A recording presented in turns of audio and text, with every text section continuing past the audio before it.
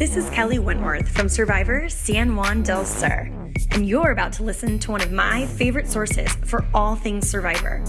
This is Survivor Talk with D&D. So find your flint, grab a bag of rice, and all your fishing gear, and let the bartering begin. Take it away, D&D. Hello, everybody. Welcome to the show. I'm Dwayne. And I'm David. And we're just two best friends talking about the show we love, Survivor. Tonight, we have a very special guest. He is the winner of Survivor Worlds Apart. His name is Mike Holloway. Everybody say, Mike, how are you doing? Where's that guy? I'm doing good. I don't know. How are you guys? Doing great. Here's your theme music.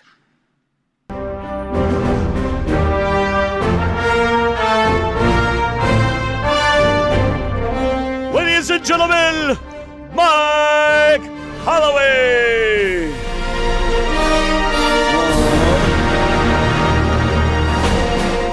So I'm like following this stuff on Twitter, by the way, people, and already it's a lot to keep up. So put the STWDD tag hashtag so we can get the questions in. Yep, I will do my best. Oh my gosh, they're all over the place. Hey, Dave. Yeah, hey, Mike. Dude, good headwear tonight, brother. It's like I'm looking in a mirror. I mean, are angels singing? I thought that was only with Kelly, but I hear them right now. I mean, Kelly's on next season. Let me just do a shameless plug. Kelly's on next season. I could come on and talk about Kelly's game. Oh, hey. That would be incredible. More angels. Right. More angels. You can be a frequent guest. I mean, I'd love on the show. I love you guys. That's right. All right, people. I am going to try to get all of your questions in as the show goes on. Right now, we're going to get a couple of housekeeping things out of the way. We are live on our website on YouTube. People are in the chat room chatting. If you want to know how to get there, stwdd.com/live. And on Twitter, hashtag STWDD, and your comment may make it on the air. I do want to give a shout out to our newest D&D patron. She joined up today. Her name is Jackie. Yeah, and, Jackie! Yes. In fact, we're having a D&D patron cast or patron-only podcast in a couple of weeks with all of our patrons. So if you want to find out more about supporting both of our podcasts, Survivor Talk with D&D and Movie Talk with D&D, click the green Patreon button on the right side of our website, which is stwdd.com. Of course, thank you for all of you who shop Amazon using our links. And David and Mike, this Friday night, my wife and Terry's wife, David's wife. I was about to say yes, Terry Dietz's wife is coming on yeah. Survivor Talk. David's wife and my wife are joining us for a special double date edition of Movie Talk with D&D. Oh. We are going to record Thursday night. Thursday night. I thought we were recording Have Thursday you already night. announced? You said Friday. Have you announced what you're reviewing? The movie is going to be Summersby. Remember, our wives picked it.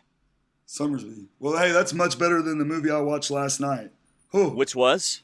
Sleepless in Seattle. The worst. Dude! Absolute worst movie. Really? Tom Hanks. Oh my gosh, I love that movie. Oh, Tom Hanks. Why? Actually, I'm Dwayne. I'm kidding. I'm a chick flick dude, bro. I love Sleepless in Seattle. Oh yeah, you listened to our show, so you knew I loved that movie. Yeah, you were just messing with me. I had to rip you a little bit on it, man. No, I love Sleepless. I'm a big softie, a big romantic at heart. Yeah. Well, I don't want to give away my thought. Now, we won't be live on whenever we do it, but you can be looking for it on the iTunes and, of course, on our website. But I will not give away my thoughts, but I was surprised. I watched it this afternoon. What? I watched Summersby with my wife this afternoon, and I came away with different feelings than I went in. Well, I have a confession. What? Your wife did not recommend this as much as I did. This really was stemmed from my recommendation, so to speak. So you're blaming your wife. Don't blame your wife in case Are you you didn't really like a it. girly man? This is not a girly movie. I'm This having is some not mixed emotions about this conversation. I'm feeling like I'm back in the bromance on the island with Rodney and Joaquin, you know. Yes. There you go. Nice shirt you have on there, Mike. Hey, Is that yours? Well, I mean, no, it's actually not mine. I don't know if you can see this or not.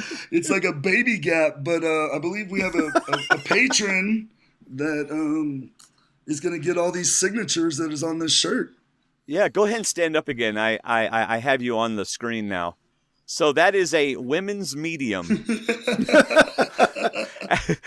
He's still in survivor shape. He was about to go back out there. I'm ready to go. That Shayna Davis won that shirt. It was a patron contest, and she won.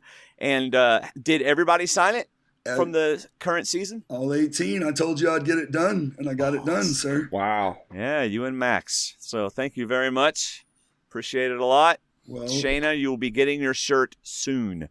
By the way, she'll probably never wear it out. By the way, it wasn't just Max. Like, there was a bunch of people in on this, taking care of this shirt. You had Shireen, you had Max, you had the New England Boston crew up there. So I mean, hey, yeah, this is a Dirty Shout 30 out to project. Everybody. Dirty 30 project. There you go. Well, that was very awesome and kind of the Dirty 30 to do that for our patron winner Shayna. So way to go. So. All right. Well, let's see. Anything else? Oh, if you're watching Big Brother, use our CBS All Access, and you can get live feeds. Starts in less than a month, David. Big Brother. I love Big Brother. David, I would never play it, but I love it. Those David people hates are not special. a fan. I saw the wrong season to start watching that show. Yes, you did. Which season? You saw 2 seasons ago. Was it Aaron and Spencer? And oh my gosh. I love Spencer. Yeah. All right, so let's go ahead and get some of these YouTube before it just totally gets out of hand. All right. This is from Ashley Hicks. Mike, would you ever play Survivor again if given the chance? Absolutely not. Never again. One and done. All right. I've said it before. I'll say it again. I'm not going to back down from it. I'm going to be the first one to ever win this game 3 times. And there you go. I mean, people can take that as a challenge or whatever, but 3 times? 3 times, brother. 3 times. What are you going to do? Hey, if you're pay giving Probst to let you back on? I don't know, man. Maybe give him half of the winnings or something. Hey, if they call you right now and say all winners, all stars, or Philippine style, 3 returnees and new players, which one would you choose to go on? I'm going to set that up with a two-part answer. I would like to play against, really, really stiff competition, but I want to get my second win so then I can challenge Sandra for the dominance of 1v1, and then let's battle it out, me and Sandra, for number 3, see who can take it down. But there you go. I would it'll probably be like 7 more years, I think, before like an all-winner season could really happen numbers-wise. Right. You have girls, some of the ladies, that have played multiple times don't want to play again. You have, some of the the ladies that have had babies, are in different areas of their life and stuff. Some of the guys, there's a lot of guys. I mean, who knows? I don't even know if I could pass the psych exam again. Right. Oh, Linda Fowler says, I'm women's medium. I'd love the shirt. Well, sorry, Linda. Sorry, Linda. So, wow, there is so many things on Twitter. I'll have to go back to it in a little bit. So I have 5 questions. Wait, are these the initial thoughts? Are these the initial thoughts? No. We're not doing initial thoughts? Hey, Mike went through 39 days to get on this show. You should give him a chance to do initial thoughts. I thought the format of this show is we did initial thoughts at the top. I wrote down. All right. Initial thoughts on your season, since you're holding us to. You know what? You're just going to get mad and throw a tantrum if we don't do this exactly the way we're supposed to do it, aren't you? It's not my birthday. Just like you did at the camp. You're going to get mad at everybody because we're not getting the wood right. If you don't go get wood, you get bloated. I'm going to get my wooden pencil and throw it on the ground. Initial thoughts. I really enjoyed the season. It was great. Dude, that's a great initial thought. I love it. So I guess you came prepared with one since you're giving us a hard time. My first initial thought is I love the season as well, but not the season of. Wait, are you looking? You have stuff written down. He really did have initial thoughts, David. That's better than some of me sometimes. I love the season, not our season, but watching you guys. You know, I've been in different rooms whenever I've been watching you guys, and some people have been like, oh man, you know, they need to get into more of the gameplay. You know, they go off in these rabbit trails. Well, I'm a rabbit trail hunter, so I love it. I love the concept of your show that you guys, two friends talking about Survivor. How great is that? Great concept. I love it. Second initial thought. The D-Strollers got throttled this season, bro. Team Cholera. What's up? I got destroyed. You know, it was David. Didn't you get like double the points in our D&D? I was like 32 points from doubling you up. I was going to send Shayna cookies if she'd find those 32 points, but she just didn't do it. So, all right. David, do you have any initial thoughts so that Mike doesn't get mad at us? No, you don't. Come on. My initial thought on this season, since Dwayne already said he loved the season, and I did too, was CBS or Probst or whomever missed a great opportunity to extend the ratings one more week by having a second chance episode to celebrate 30 years and do the whole second chance reveal. Instead of cramming it into a short reunion, I really wish they'd done it the next week. Enjoy this week, celebrate it, and introduce the people. And I mean, there's no way to block people talking and getting together, but everybody knew whoever all the ballot was.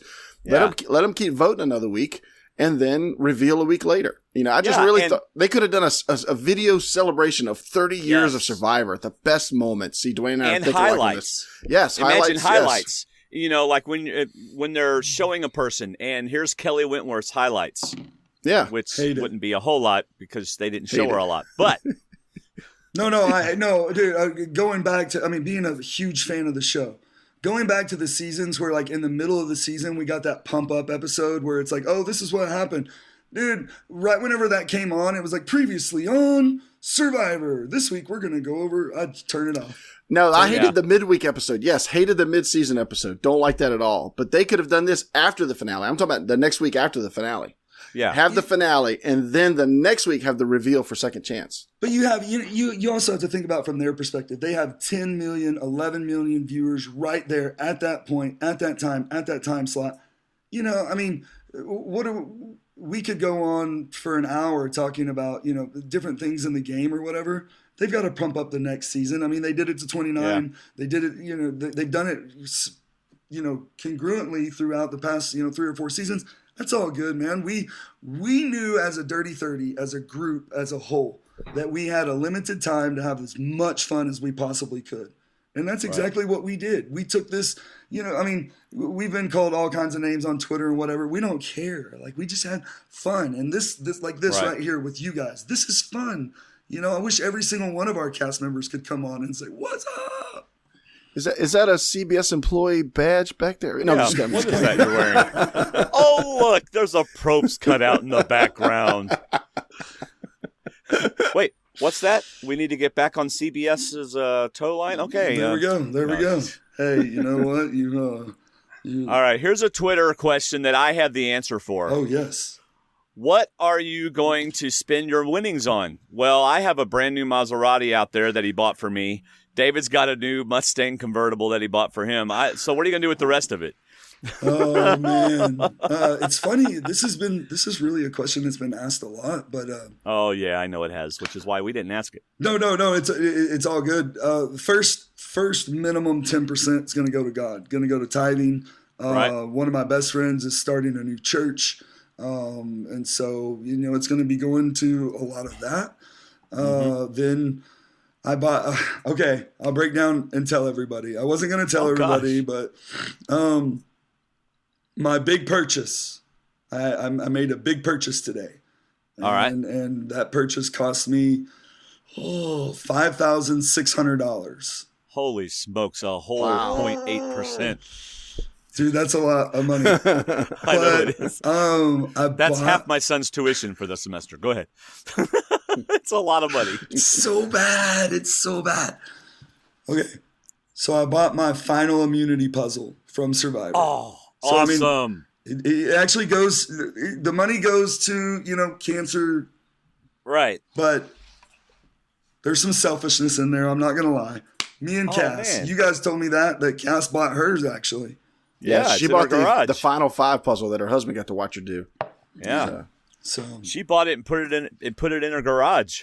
Well, actually, it was Final Four. It's the one that knocked out Spencer. There you go. Yeah. Well, good for you, man. I'm glad you bought that. And if you think $5,000 is a high price item, then you're going to have your money for a long time. Hey, are you going to send it to Rodney so he can practice with it? Oh, yeah. Rodney. I don't know. He might not be able to get it for a while. That was a tough puzzle. Oh, man. All right. I do have questions that no one else has asked you yet. I'm ready. Here we are. How bad does the underwear actually get on the island? Pretty bad. I was fortunate. We were fortunate enough to have a fresh body of water, not just the ocean. So, if you go and take your underwear in the ocean and they dry, they're all salty and stiff and but Dan's underwear were extremely easy to clean because he didn't have any. But no, kidding.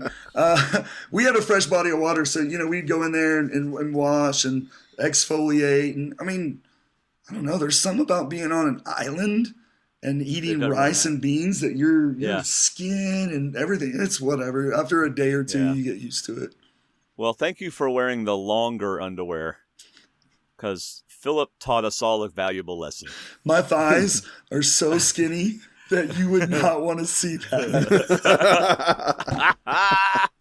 Now, my second question I've already alluded to. Are you going to yell and get out and get onto us if we don't work hard enough during the podcast? Nah. And you've already done that, so. I mean, maybe. I don't know. It's that's a funny thing. That was really and truly my trigger. Lindsay's trigger was the food, and she would, ration the food in a certain way. And man, me and Rodney were dying. And Rodney would tell her just straight to her face. He would be like, "Why are you rationing the food? You're not even going to be here 39 days." And it's just like, oh my gosh. But yeah, that was my stress reliever. I would just go work. I mean, I don't know.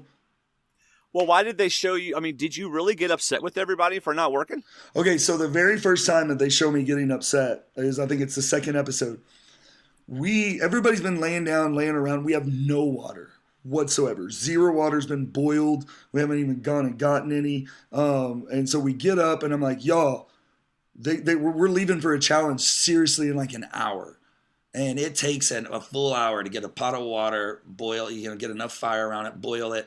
And then, you got to wait an hour to cool it down. So we actually go to that challenge with steaming hot water in our canteens because, and I'm just like, guys, we're not just playing a game. We're also surviving. And there are things that have to be done around camp. And I'm not saying I was the only one working, because I wasn't. But there was a lot of things not getting done that had to be done, and that was just one small case about it. So, yeah, there were a couple times, man, where, I mean, you're in a situation where you're hungry, you're not tired, and everybody gives this excuse. But, the real you comes out, and I didn't know how to deal with those emotions at that point in time in the game until Kelly graciously, and we'll get into that in a minute, but, pulled me aside and, popped me back into place and was like, yo, settle down. Well, tell us about that. Go ahead and tell us about that. So me and Kelly, I don't know how many people know this or not, but Kelly and I were like close day one. Day one, we saw each other, driving in on the thing, and, we made eye contact. But day two, we actually formed, our alliance. And hold on one sec. The cool thing about Kelly and I is that we would wake up in the mornings because we'd be the first two up. Always. Mm-hmm. And either we would go down to the river and do dishes, or we'd go get some firewood or whatever. But we would take that 30 minutes and have like our strategy conversation. Well, then we wouldn't talk pretty much the rest of the day. She would go be with the girls, I would be with the guys, or we would switch, kind of places and just gather information for each other. And then we'd meet up at the end of the day and we'd talk. And, she was a great source of, strategy talks, great source of just calming me down. We're so much alike in so many different ways. It's hilarious. But one thing instrumental in my game was around day 12 or day 11, day 10, something like that, I went off. I mean, I was pissed, not happy. And just went off about the working. It was during the Lindsay fight and all that. Right. And she pulled me aside and was like, Mike, you gotta calm down. And kind of had like a come to Jesus meeting with me, like for real. Like, you have to make the merge. I'm gonna make the merge. From there, we'll go all the way to the end. And it really refocused me. And I was like, oh man, I'm alienating people through this work thing. And I calmed down for a little bit, but then towards the end, I was just like, whatever, I don't care. Well, but it probably helped that you went, whatever, I don't care. Right? Well, yeah. I mean, after the target was on me, like completely on me, I could yell at anybody. It didn't matter at that point. You know, because they were still going to get rid of me. So, yeah. Hey, let's go back before we get too many more questions in the season. I want to go back to when you first saw the 18, or when you even, I guess before you got on the trucks. If there was a place where you got to see the 17 other people. Yeah. If you remember back to that, who jumped out at you? Since you're a fan since day one, like we are. Who jumped out? Because I go into the DMV and I make my alliances without talking to people. And I pick out the first boots. Who's got to go? And my daughter and I did this on the beach the other day just for fun. And my daughter goes, temper. Short temper over there. We can use them or we can get rid of them. And I couldn't believe she was doing it after I told her what I was doing. It was the funnest thing to do on the beach. But who jumped out at you? Game, it is. You start making up stories about people. And Bailey started making up stories about this guy. He yells at his kids. You know, he does this. And then there's this other dad who's jogging with his like 10-year-old son. She goes, that's a guy you want to align with. He's spending time with his kid. He looks clean cut. He looks educated. He doesn't look arrogant. He looks like he's watching his son jog. It's awesome. He's getting into it with his kid, you know, so I'm like, okay, I'm aligning with him. Is that okay with you? So we're just chilling on the beach. But when you finally saw the 17, who jumped out at you? And did you know at that time that you were going to be blue, red, and gold, yellow? Or were you just looking at the whole group saying, okay, that's a threat. And I want to align with them. What was your first impression before you saw blue collar, no collar, white collar? Okay, so let's do a little bit of behind the scenes stuff. You know, please. I haven't told very many people this, but I don't know. Okay, so we left Miami, we get to Nicaragua, and we are carted in these vans, blacked out. Everything's blacked out, always blacked out. You can't ever see anywhere where you're going. We get to Ponderosa, the pregame place. We get there and like. It's like you're camping out. You're sleeping in tents. There's like 2 or 3 showers that are going on. Cold water. You don't have hot water. And then all day long you're sitting in a gazebo surrounded by these other 17 players that you can't speak to or even look at, with threat of. If you look at these people eye to eye, or if you talk to them or communicate with them in any way, we're sending you on a plane home. We've got alternates waiting to come take your spot. So it's like, oh my gosh, what's going on? That has happened recently. Yeah. Yes. So, we're not going to get into that. I'm not saying who. I'm just saying that. Exactly. So basically, you get there, and just like you said, you start sizing people up. I had a journal, which I still have today. To answer your question in short form, Joe, Tyler were the 2 guys that pregame I called Tyler Superman or Clark Kent, and I called Joe the artist because I didn't know his name, but he was always drawing, which told me, and this is very interesting. I wrote this in my journal that he sees the whole picture. You know, like he looks at things and sees the larger scheme of things. And so that's what I was like, man, this guy's possibly dangerous and he's going to be really good at puzzles. So you were giving them stories as well. To call somebody Superman Clark Kent, you see that he can be mild-mannered with his glasses. He takes them off and he's a giant. You know, he's going to come at you physically. So see, you're already doing the same thing. I mean, Joaquin was Backstreet Boy, but more because of how he dressed. And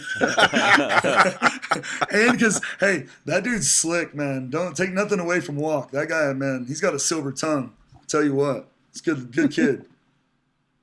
Were you surprised at Joe's lack of strategic game? Yes, I was, honestly. I love Joe. Take nothing nothing away from Joe, and I hope that he learned a lot of really good lessons on Worlds Apart. But yeah, I think the biggest thing with Joe was he got comfortable in the place that he was, and I don't think that he'll make that same mistake. I think that he'll strategize. I think that he'll scramble. One question that got asked to me the other day by a friend was, he goes, what do you think one of the biggest parts of your game was? And I just told him, I said, dude, I scrambled every single day, whether I was safe or not, didn't matter. I didn't care about being seen as playing the game because I came into the assumption and telling everybody we're all players. We're all going to play the game. So that's like a backhanded compliment that allows me to make moves without being, oh, well, he already said he's going to play the game. So, right. It's such a tricky game. I mean, it really is. To go back to your point as well of who I thought I would have worked with. Yeah. So crazy. Kelly. Like, seriously, that girl glows. When you meet her in real life, and this is, I joke with her all the time about it. She walks around and she, like, glows. I don't know what she rubs on her body as far as lotion is concerned.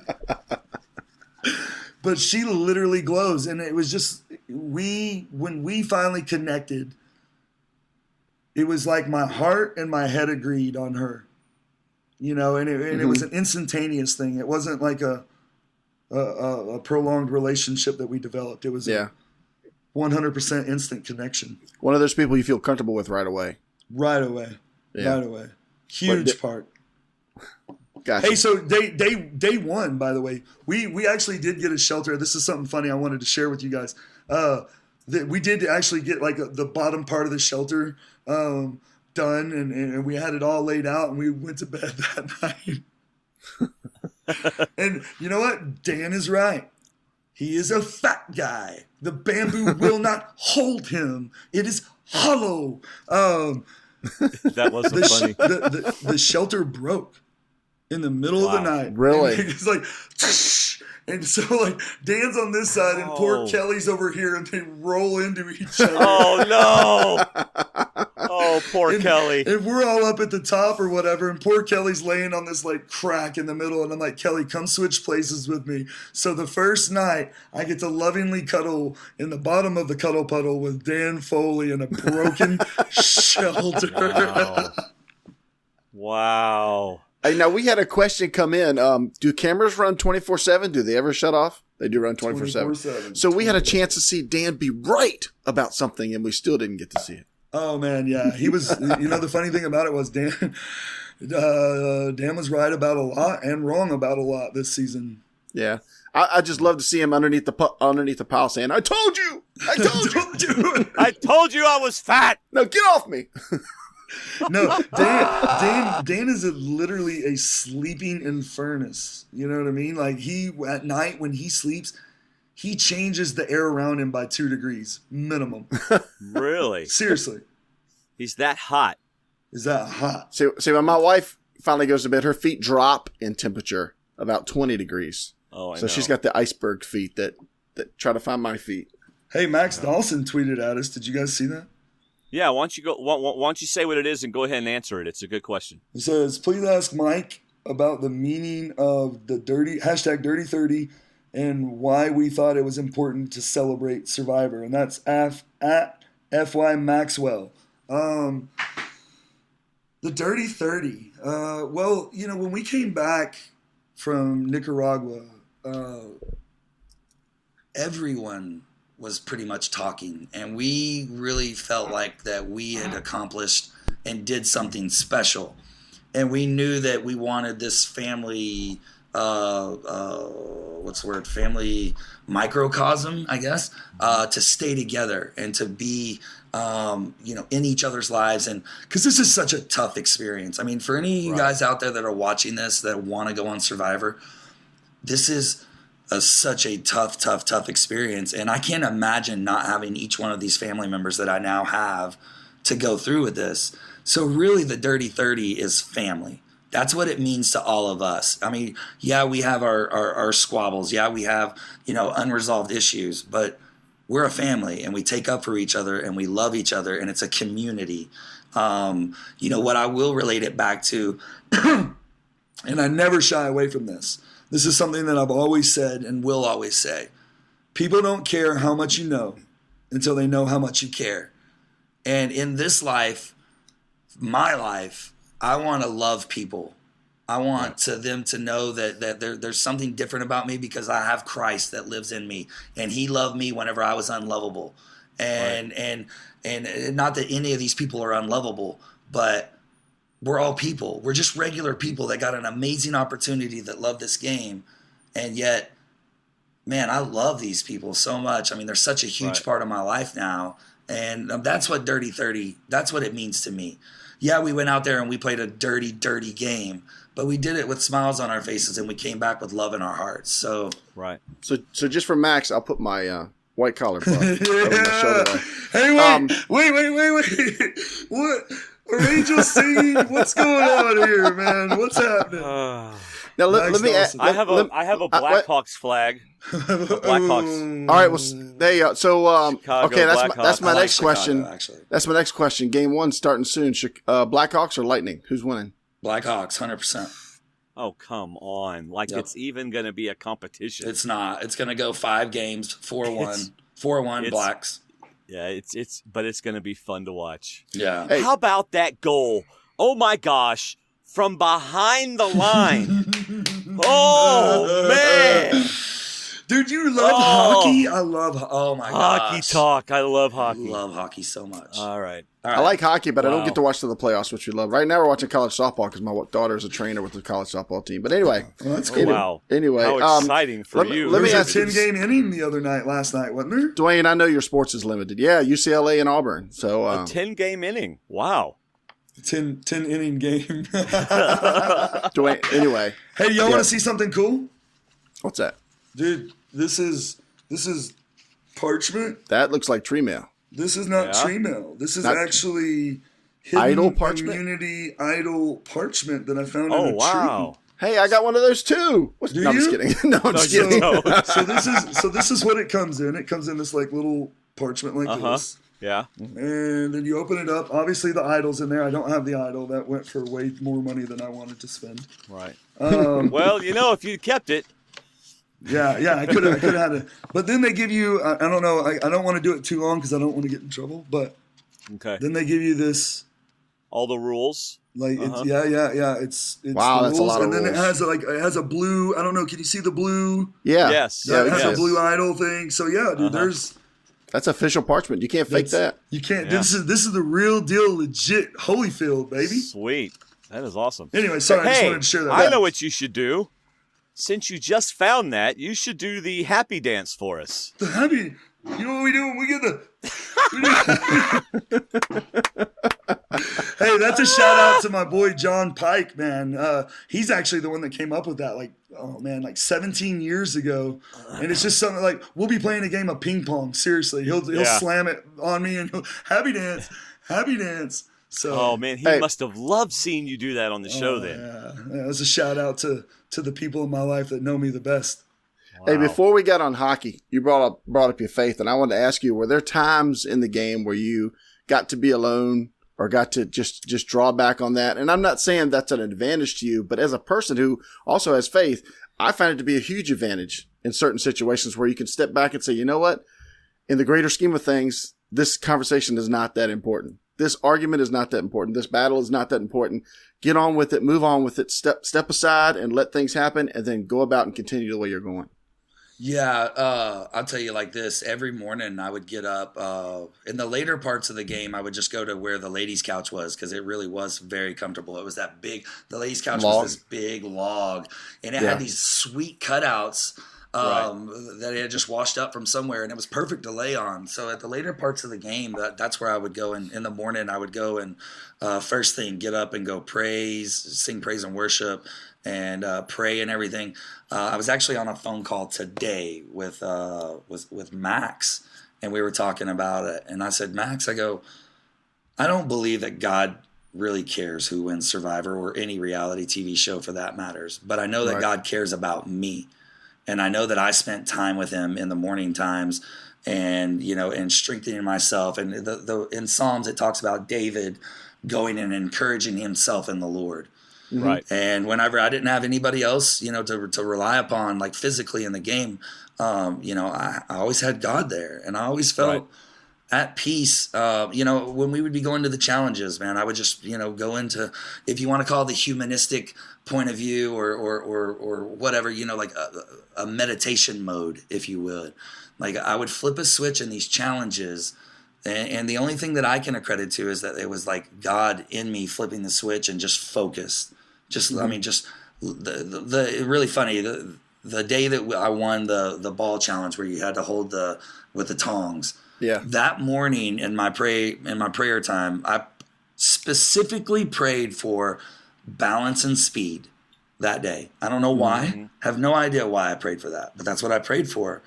Come to find out, that was the key ingredient and what I needed that day. And I mean, it's just little things like that. People subscribe to faith.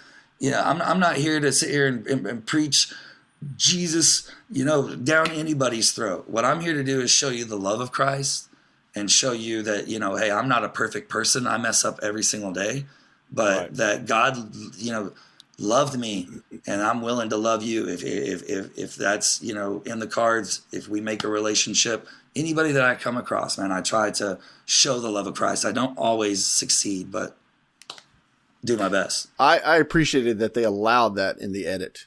They allowed you to say the things that you did and allowed that to be part of your testimony, part of your survivor life. So I was really appreciative that they did that. I was too, actually. It was really, really the class act, in my opinion. We actually had a post on our Facebook group that I thought was really good, and it has like. Did you write it? No. Okay. I thought that's why you thought it was really good. It has like 12 good. comments after it, and it shows the impact that you had as a Christian on Survivor. Okay. This person wrote, and I don't want to call him out, so I'm just going to say, as an atheist, I often cringe at the religious fervor that sometimes appears in Survivor.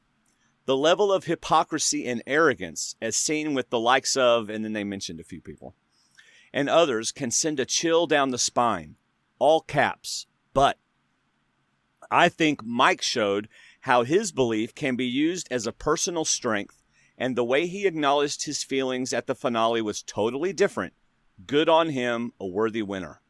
And I wrote back to this person, I agree. I hate the hypocrisy that I see out there, and I loved how you represented Christ with love in a very good way, and you even had an impact on someone who is an atheist. So, way to go, man. Well, I'll tell you like happy. This. It's you. Sometimes in life, you're put in positions to be tested, and I'm not saying that it was a test, but I know, just like the scripture that's on my back, Psalm 121. I know where my strength comes from, and that's from the Lord. And it's real to me, and that's all that matters. It doesn't have to be real to anybody else in this world, but it's real to me, and it's my relationship with who I believe is my creator. And I don't know, man. It's so cool. It's so cool to live life free of drama, not drama, because there's always drama in your life, but knowing that someone paid the price for my sins, knowing that, I have someone that loves me unconditionally all the time. Man, that's a huge strength, having that in your corner. Yeah. Yeah, absolutely. All right. Speaking of the grace of God, my wife has a question for you. Yeah, let's do it. Were you born and raised in Texas, or were you brought there by the grace of God? No, thank you for this. Thank you to your wife for asking this question. I'm a 6th generation Texan. There you go. My wife is proud. Dude, that's it's something that is so deeply entrenched in me. My great-great-great-grandfather had the very first cattle drive from Texas to Colorado. Oh, wow. The Loving Goodnight Trail. Loving County is named after our family. I'm the last male in my line that actually carries the Loving name. My full name is Michael Anthony Loving Holloway. Yeah, I mean, like it goes deep. I mean, look at the Texas flag right here, man. I know, I see it. I have 1, 2, 3. I have 4 Texas flags right in eyesight right now, like in my living room. And there's a bathing suit somewhere. Yeah. Colby's got nothing on you, man. Oh, Colby, I love Colby Donaldson. So she wants to know, are you NFL or NCAA football? Both. Or high school. Both. Dallas Cowboy fan? Cowboy fan, Texans fan. Yep. All right. Yep. Giga Maggies. Giggle Maggies and go Frogs. Go Frogs. So that was my wife's. In fact, this afternoon you and I talked for about 45 minutes trying to get all this Google Hangout stuff. Thank you, by the way. I'm an idiot. Oh, that's okay. And no, you're not. And I said, Connie, I'm sorry this is taking so long. She said, he's from Texas. It's okay. Maybe I do think slow. Dang it. No. She was saying it's okay that it's taking 45 minutes. He's from Texas. It doesn't matter what he does, Dwayne. It'll be all right. Bless him. Oh, okay. I got you. All right, so we are 41 minutes past the go live mark, and we still haven't got to the first episode yet. So let me ask you, were there any and I know we're going to jump around, so I'm just going to throw some random questions to get Dwayne back on track. So were there any winks, waves, nods in the trucks on the way to the first site? Besides you and Kelly? Yeah. I mean, no. I mean, not really. There was. They were right there in your face with the camera, so I guess it was kind of hard. Yeah, I mean, of course, we were gamers. I mean, there really were a bunch of gamers that came to play. And so, I mean, yeah, you get away with a little bit of stuff. I'm not going to sit here and say we were perfect angels because you're not. If you're not playing the game during the casting process and keep playing it all the way through to the end, then you're going to lose the game. I mean, the game starts the day that casting calls you the very first time and goes, "Are you interested in being on Survivor since you sent us a video?" And you're like, "Yes." That's when the game actually starts, people. So, wow, get going. I have some. Go ahead. Some would say the game is still on. In other words, I've heard some past survivors say that every survivor is still playing because they might go on again. And so even when they talk to us, or even as you talk to us, you're still thinking, I might go on again. So yeah, he's thinking Dave's an alliance and Dwayne's an early boot. That's what he's thinking. I mean, what do you guys think? You guys think I'll ever play this game again?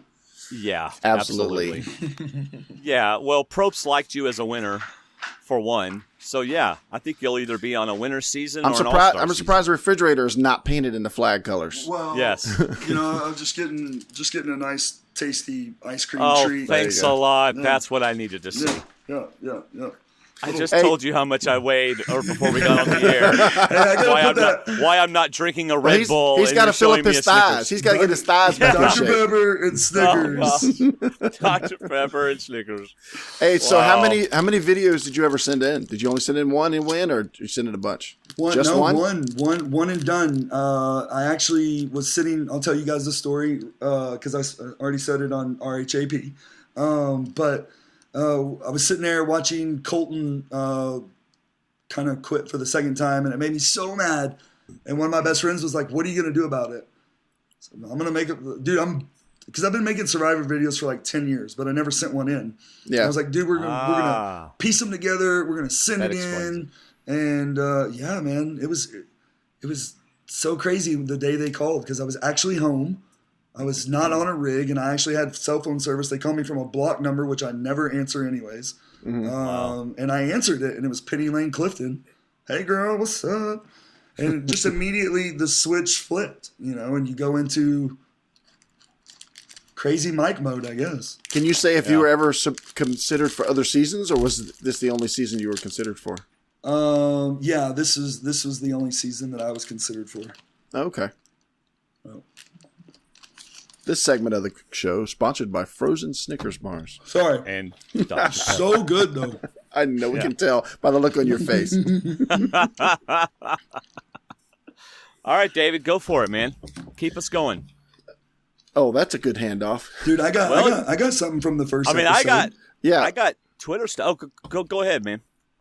So it's not exactly the first episode, but we'll go first. Eskameka blue collar. Yeah. So we legitimately would fight like at least once a day. Somebody would have some type of blow up once a day, but we would also play 90% of the other days. Like the day that you saw us playing basketball and I was working, I got in there and played too. But there was something that needed to be done. There's days that you didn't see us. We're in the ocean. Lindsay, holy smokes, this girl. We had the smallest boogie board. You could see it in some of the edits. It was a thing that we would chop the fish heads on. But it was this small boogie board, and we were all out there, trying to boogie board and get up on it, much like you saw the no colors do. Mm-hmm. Lindsay actually gets up on this the tiniest thing that my torso didn't even fit the whole boogie board. She actually got up on a wave for like 2 seconds on this little bitty boogie board. And that day we're jumping off of each other's shoulders. We're playing these games in the water. There was so much fun that we had that we were, in the blue collar, we really were kind of a family. Mm-hmm. And if you said something about somebody in my family, I'm coming at you. But I could say whatever I wanted to, and they could say whatever they wanted to me. And so that was a lot of interesting stuff that happened in the blue collar camp that we played a ton. Dan, we would stay up all night long. Dan would have these whodunit games, or how did they get killed, or 1,000 questions or whatever, but you can only ask yes or no questions. We would play these games all night long. It's so much fun. But that's my initial stuff. Go ahead. This was something that I thought balanced you out, because you came off as very excited. I'll volunteer. I'll make the decision for the tribe. I'll go do it. I don't care. I just want to play. And then you get busy with working and pushing and working and pushing. But then when it comes down to it, you're blue strong and you're a blue family. I felt like the blue was a family by the end of the first episode.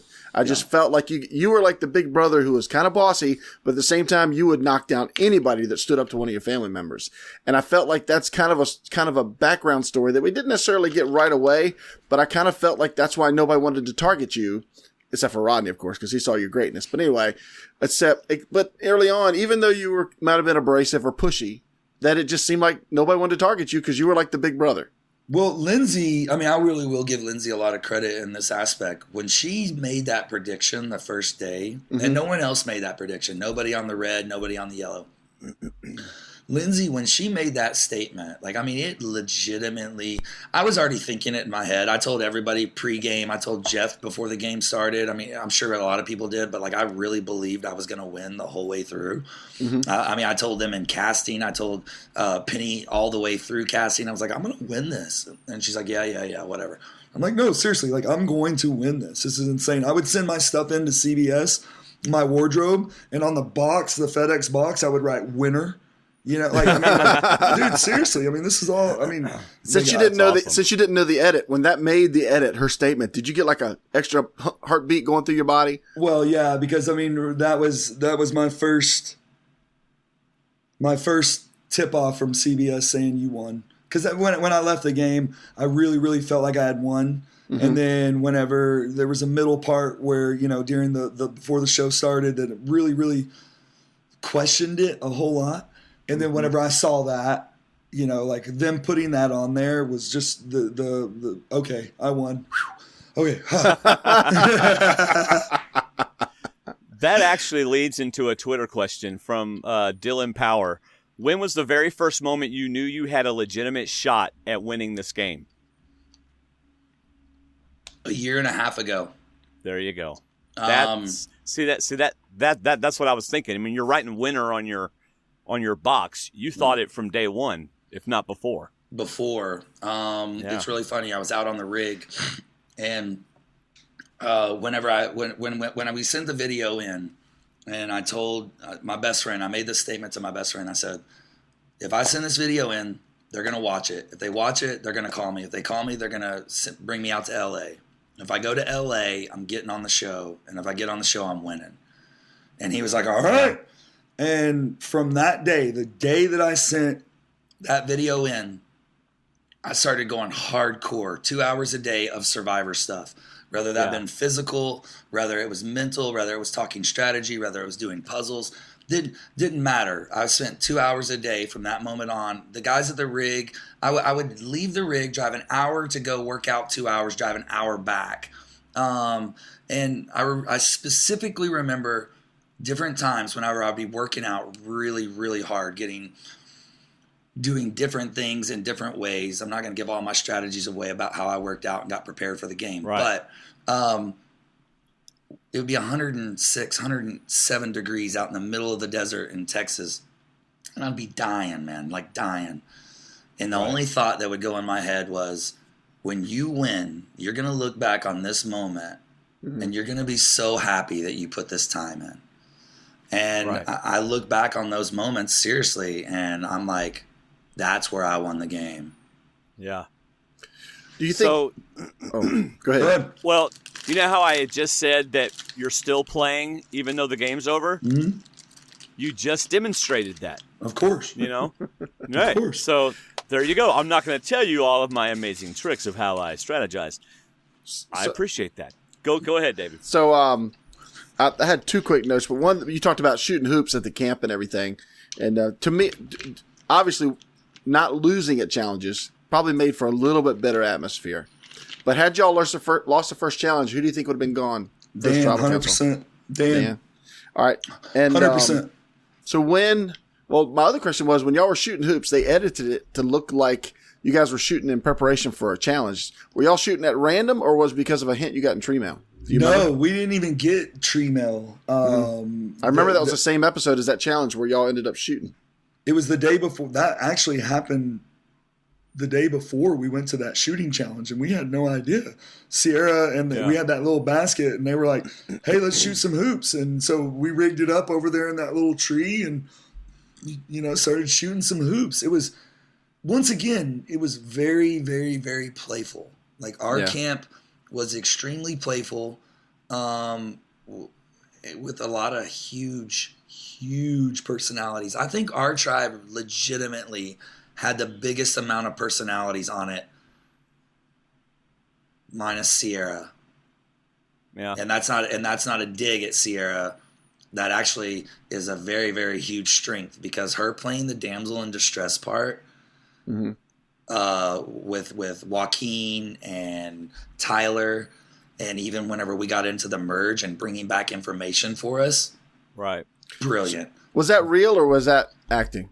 No, I think there was a moment where she thought about actually flipping over and going. Well, you have to. Yeah, give her credit for that. Yeah. Yeah, but no, she played a role so masterfully that she had those other guys just believing she was going with them. Like the day Joaquin goes home. This is funny. I have this in my notes. Here's a little inside story. The day that Joaquin goes home, he actually pulls me aside and he's like, okay, Mike, this is what we're going to do. We're going to get Joe. Because he didn't know that we threw the challenge, which I want to get into that too, by the way. Yes, we do. I do too. He had no idea that we threw the challenge. And he comes to me and he's like, Mike, you are not my target. Why do you feel you have to tell me that? Like the little devil that's sitting on my shoulder right here is like, yes, but you're mine. Yeah.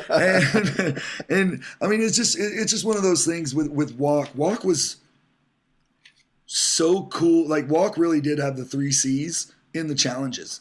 Mm-hmm. If you watch that guy in every challenge that he was involved in, man, that guy breezed through. It was so easy for him. Yeah, he never stood out as a hindrance. I really wouldn't have minded seeing him. I know it didn't play in the game that I was predicting. I wanted to see him play the individual part of it, which I think could be a chance for him to come back in the game at some point. I agree. It's a second chancer. I really physically thought he was much better in the challenges than I thought he was going to be. Yep, I agree. All right, what else you got?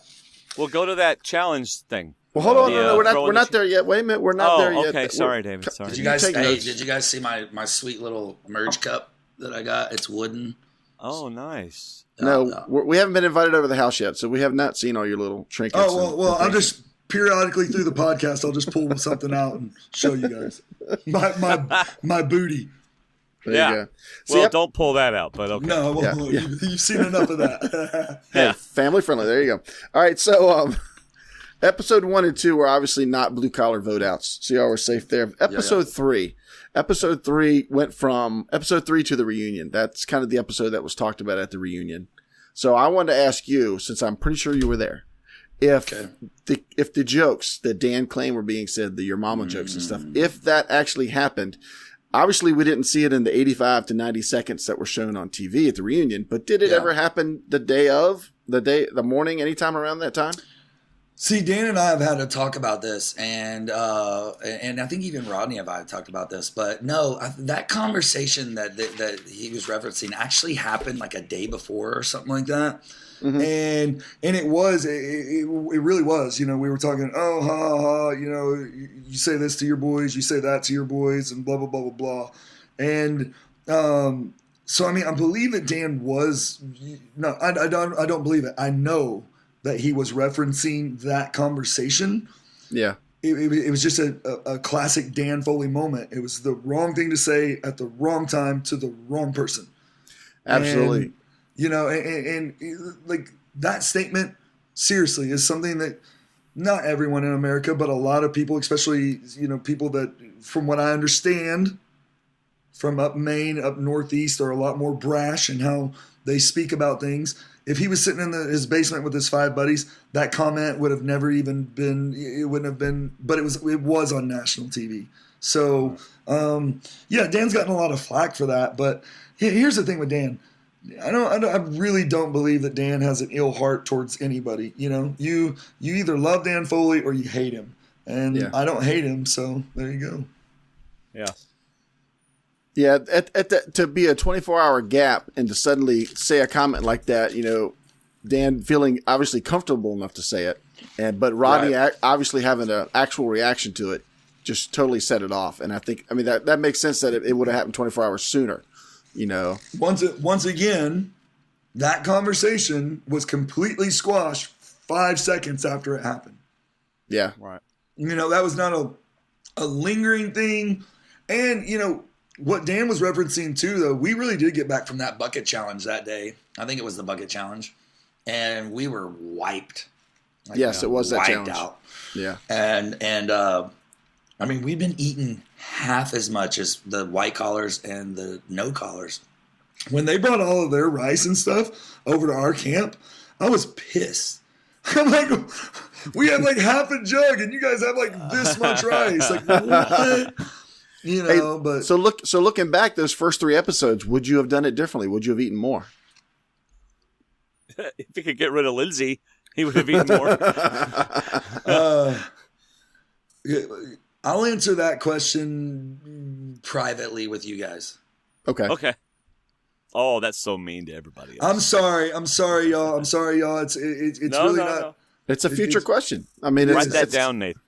Write that down, David. So I have some thoughts on strategy about that particular issue. You can obviously share with us because we will never get on the show. We would never tell anybody. Well, we're not getting on the show. So yeah, but the all right, David. So another write that down. Okay, I got it. Another episode 3 goes by without the blue collar elimination, which is awesome. Episode 4. By the way, didn't you predict the blue collars to go extremely deep in the game? I'm pretty positive I did. There was even a soundbite, I think, last episode where David had Mike and Kelly had Mike and the Angels sang, and Dwayne's comment was, really? He is like he's like on my season 29 list. I drafted him season 29. He's so far back on my list. I did. I liked the blue collar. I put myself on that tribe. I just didn't see I didn't feel like there was going to be any big divides or anything. I just saw 6 people I thought could mesh. So I don't know. I just had a good feeling about the blue collar tribe, and I still do. So anyway. And then the episode came when Dan said, "That is so stupid." And you thought, uh-oh, I'm in trouble. Yeah, the fat guy has spoken. So anyway. Yeah. But then we get to episode 4. And it all breaks loose because Mike sits out a challenge. Was that your choice? Why'd you sit out that reward challenge where Kelly got busted? To prove a point. If I'm being real. Yeah. The girls had gotten on this. So I've talked to Dan about this, so I wanted to hear your side of it too. Yeah, the girls had gotten on this, like, I don't know. People got really mad about sitting out challenges, which, you know, I would too. Was it because it was reward? Had it been immunity, would you have played? Oh, immunity! I'm not playing an immunity. Are you kidding me? Yeah. It was more to say, okay, hey, look here, go, girls, ladies, if y'all are listening, don't be mad at me when I say this. But it was like, yo, go screw it up. Let's see what you got. They did. And well, unfortunately for Kelly, it did get messed up pretty bad. Yeah, way to go. Kel, she got 6. Hey, Kelly, if you're listening, because she's packing to go to a thing tonight, and I think she's listening. Love you, Kelly. Love you, Lens. Love you, C. Everybody else, you can go. However, no. I showed you that night. You what? However, I showed you at that challenge. You're blowing my spot up. You're blowing it up.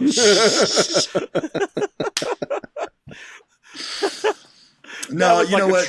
Dan should have been the caller. He was the loudest one of all of us. No kidding. Like seriously, he really should have been the caller. It was bad strategy. Yeah. It really was. How long was medical looking at her? Oh gosh, we didn't go back to camp for a solid hour. I think they really took care of her, made sure she was good to go. I mean, how long was the challenge stop? Do you remember? Oh yeah, a solid roughly 20 minutes. Yeah. And then the classic Probst saying, "Now, if you have a concussion, we'll know because you'll fall over during the challenge." Oh, you don't know how hard it was for me because, at that point, Kelly and I were really close. Mm-hmm. Like, I wanted to run out there on that field and just, I don't know. I'm not a father. I don't have kids, but I kind of have that, protector instinct in me. Right. And I just wanted to run out there and hold her, but then that would have blown up our whole spot. Yeah. And, I mean, dude, it's agonizing to see somebody that you've gotten so close with, hurting, and you can't do anything about it. Right. So did you and Kelly have the let's make sure we avoid each other and not be obvious relationship? Yeah. I mean, that would be. We had a lot of fun, me and Kel. But when we would interact in a group setting. Mm-hmm. We would interact in the morning when no one else was up. Right. The cool thing about Kelly was we got fire on day one, obviously, and kept it going the whole time. So the first 6 days I was up every single night, periodically I'd go lay down for 20 minutes, 30 minutes, get up, go put more wood on the fire, go back to bed. And it started, really dragging. And one night, I think it was around night 6, Kelly, Mike, you sleep tonight. Don't get up. Don't get up one time. Sleep. I'll take care of the fire all night long.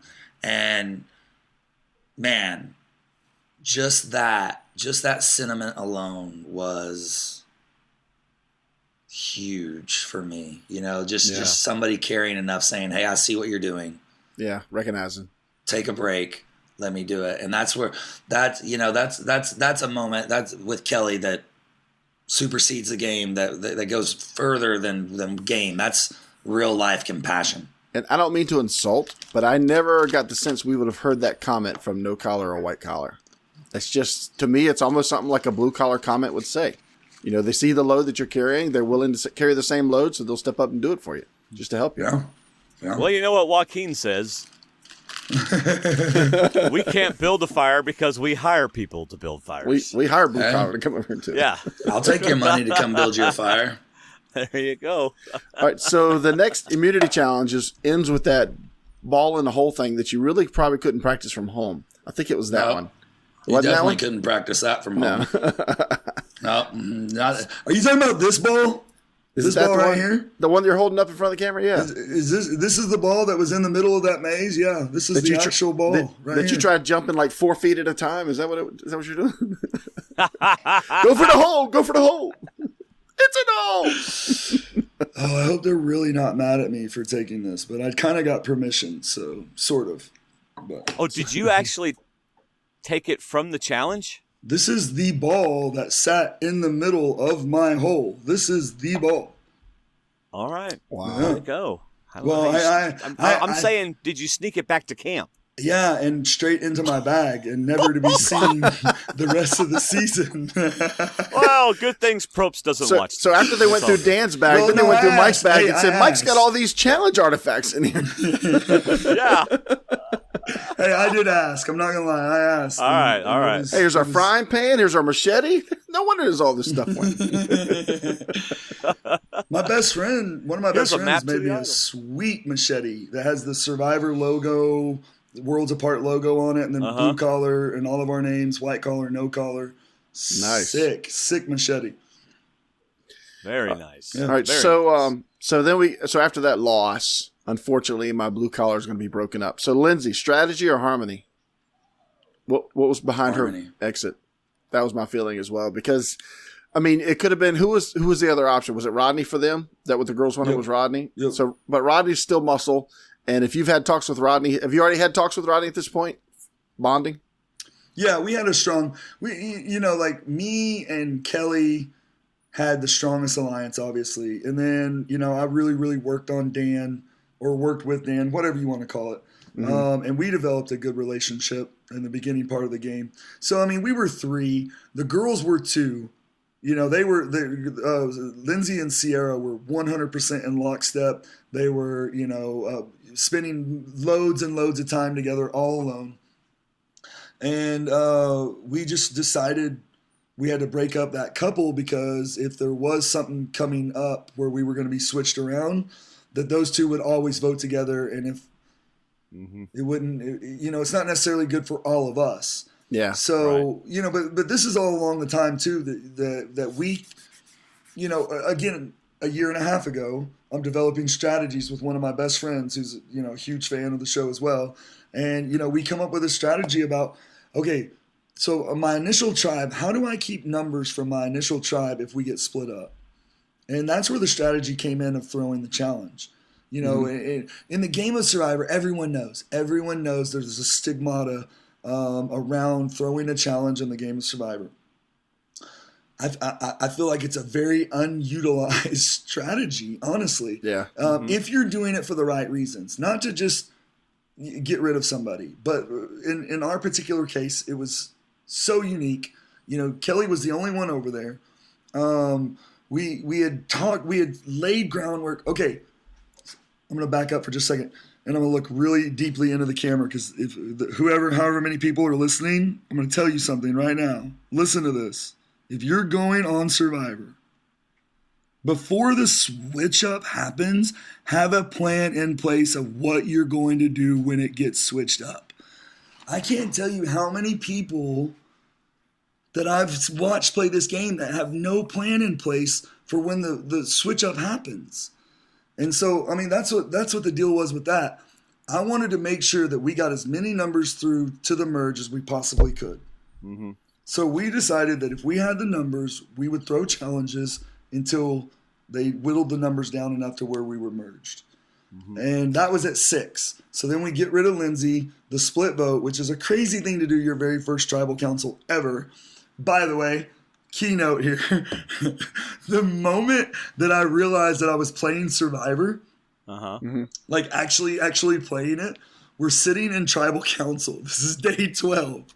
We're sitting in tribal council, and Lindsay and Rodney are going at it, and I'm just sitting there like watching it, and I look over at Jeff, and I'm watching them, and I look over at Jeff, and I'm like, this is such great TV. And it hits me. It's like, you're not sitting on your couch, bro. You're actually sitting on this hard wooden stool. Yes. Jeff Probst is right there. Yeah. Lock it up. Get it back into the game, But it was a lot of fun, man. That's funny because you just said it like 7 times. And to me, I don't know everybody's rules for Survivor, but rule number 1 for me is it's all about numbers. Because you don't get to the end game without numbers getting to that point. If you don't have numbers, you don't get to the end to make your run. Because you were number 1 and only 1 by the end, but to get there, you had to have numbers to get there. Even at the merge, you had to have numbers. So, because after Lindsay goes, we get right to the shuffle, right to the merge, and of course it's guys against girls. Yeah, the swap. It's guys against girls in that first challenge, plus Will and Max, but it's pretty much guys against the other team. Guys against girls. No, Max, I love you. See, that's the thing with the dirty right there. Neither one of them would get mad about that comment. They would laugh it off because they know I'm not serious. They know They know that if I had something ugly or mean to say to them, that I would call them on the phone and go, "Yo, what the heck, you know? Right. Yeah. Did it get to 20-2 or 1, or did they just end it after like so many points and say they're not going to catch up? Do you remember the game where they launched the balls and you had to catch them with the nets? Oh no, it was actually 5-2. Oh, it ended 5-2. Yeah, Okay, because we know that some of those games 5-2. have different scores and they just edit it a certain way to keep it short or not. Well, that was the memory challenge. The game was to 5, but they showed it just to 3. No, the ball challenge right after the merge, the shuffle, they did the ball. I know what you're saying. Oh, okay. That was memory? No, I was just telling you in the memory challenge that we threw, the game was actually to 5, but they only showed it being a game to 3. Right. But before we get to that, because that's next episode. Episode 5, right. Here's my question. You had the sled and the wrecking ball, where Dan's on the wrecking ball. We had that challenge. Did you all ever consider throwing that challenge to make sure Kelly was safe? Couldn't. I know. Unless you just stood there and watched the other team push their sled. I mean, we lapped them. You know what I mean? That wasn't just me and Sierra that lapped them. That was the effort of the whole team. I mean, there's no way. I mean, they didn't even touch the wrecking ball by the time Dan had broken the 8th pot. But did y'all ever talk about it in your small group before, not knowing what the challenge was going to be? Did you talk about it? Yes. We, when we went in there, that was the discussion. That I don't remember if we had like a look or if we were going to tap somebody or, whatever we were going to do. But yeah, we were like, hey, we got to figure out what this challenge is before we can say we're going to throw it. Was that a conversation? One, yeah, was that for sure? Sorry, was that a conversation y'all had before the shuffle, blue collar, about throwing challenges? Yeah. Oh yeah. We were all down at the river, and that's what I brought up the idea to Dan, and then he called, everybody's down the river, and he's like, Mike, tell them your strategy. So I was like, okay, well, here's what we're going to do. And Dan's like, that's genius, which, I absolutely cannot disagree with you. Where's Dan? Where's Dan? Is he in here somewhere? I agree with everything you're saying. Everything you just said. I agree. I cannot disagree. No, love Dan. Well, Dan has much more experience with women than you do. I mean, I guess. I mean, I'm just saying. Not doing so bad over here. Oh, really? You're not? I actually had a question. Who are you dating right now? Ooh, that's okay. So let me answer this question like this. This is how I answer this question. There is someone, and we are courting. We are not dating, which is okay. I know the difference. There's a difference there. And, if you follow social media, you probably kind of know who that person is. But, follow me on Twitter or Instagram and you may find out. All right. And for those 3 people left in the world that don't know that handle, what is your Twitter handle? Oh, it's @YouCan'tDoThat121. Same for Instagram. So let me ask you this. Was it, and if you don't want to get into this, you don't have to. Yeah. Was courting a new idea for her? Not a new idea at all. She's on board with it. She's very, very intelligent girl. We're just taking it slow. We're I said this on the red carpet. Somebody asked me a point blank question about it, and I said, we're friends investigating a friendship, and there you go. If it keeps progressing the way it is, I'll tell you like this: the girl is amazing. I like her a lot. Yeah. All right, so Tina in our chat room, we're not saying this person is this or this person is that, because you got to go to Twitter to find out. She wants to know if you were ever attracted to Sierra. Oh, Boo Boo's beautiful. That's. Here's the thing, though. It's not an attraction of like a dating relationship. Attracted to Sierra for many, many different reasons. She's lovely, like one of the sweetest girls you've ever met in your entire life. She's inside and out. Inside and out, yeah. And the pictures y'all took during our podcast show that she's got quite a sense of humor. Yes. She is hilarious. I love the sword over Dan. Okay, so when me and Sierra and Tyler, there's a weird bond between us 3. Like when us 3 get together, we're literally transported back to being like 12 years old again. Oh, and yeah, we're the awesome. biggest kids, man. We have so much fun. So much fun. It's like the three cousins that don't get to see each other, but every so often. But once you do, you just let it go. Yeah. Now, this of course leads into Max is gone, and then let's see. Well, I guess then we're at the Throne Challenge part in episode 6. Yeah. How far did that game? Were you and Kelly the last ones in that challenge? We were not the last ones in that challenge. Sierra and Rodney both had to go a second time. Was anybody else as obvious as you at throwing? Wait, were we? No. Oh gosh, dude, how do you? I mean, I'm not an actor, y'all. You know what I mean? Like, oh my gosh, That was the funniest thing. I'm like Kelly, and people have asked. People couldn't hear you, and you're mic'd up, so they bump your mic up a little bit. It was much more quiet, but you should have seen Jeff Probst's face the first time that he heard me actually saying to Kelly, like, what's happening? You know, he was like, and so, like, I couldn't tell if he was really, really mad at the point or if he was, just because he really acted like he had no idea that it was about to happen. I loved it. Mike is still looking at a curtain, not even looking at the bottom. Well, you got to hand it to Probst that whenever he figures out that a player is trying something, funky weird, he doesn't give them away. Yeah. He lets them do it. Yeah. Yeah. I mean, that was a lot of rope. That was a lot of rope that could have went, okay, so think about it this way. Say I don't win this game. That's a lot of rope that CBS has that they could actually hang me with, like they could make me look like the dumbest person in the whole wide world. Right. So, I mean, it's one of those things, man, that luckily it worked out. Like really luckily. Yeah. Uh-oh. I might have just got a text message from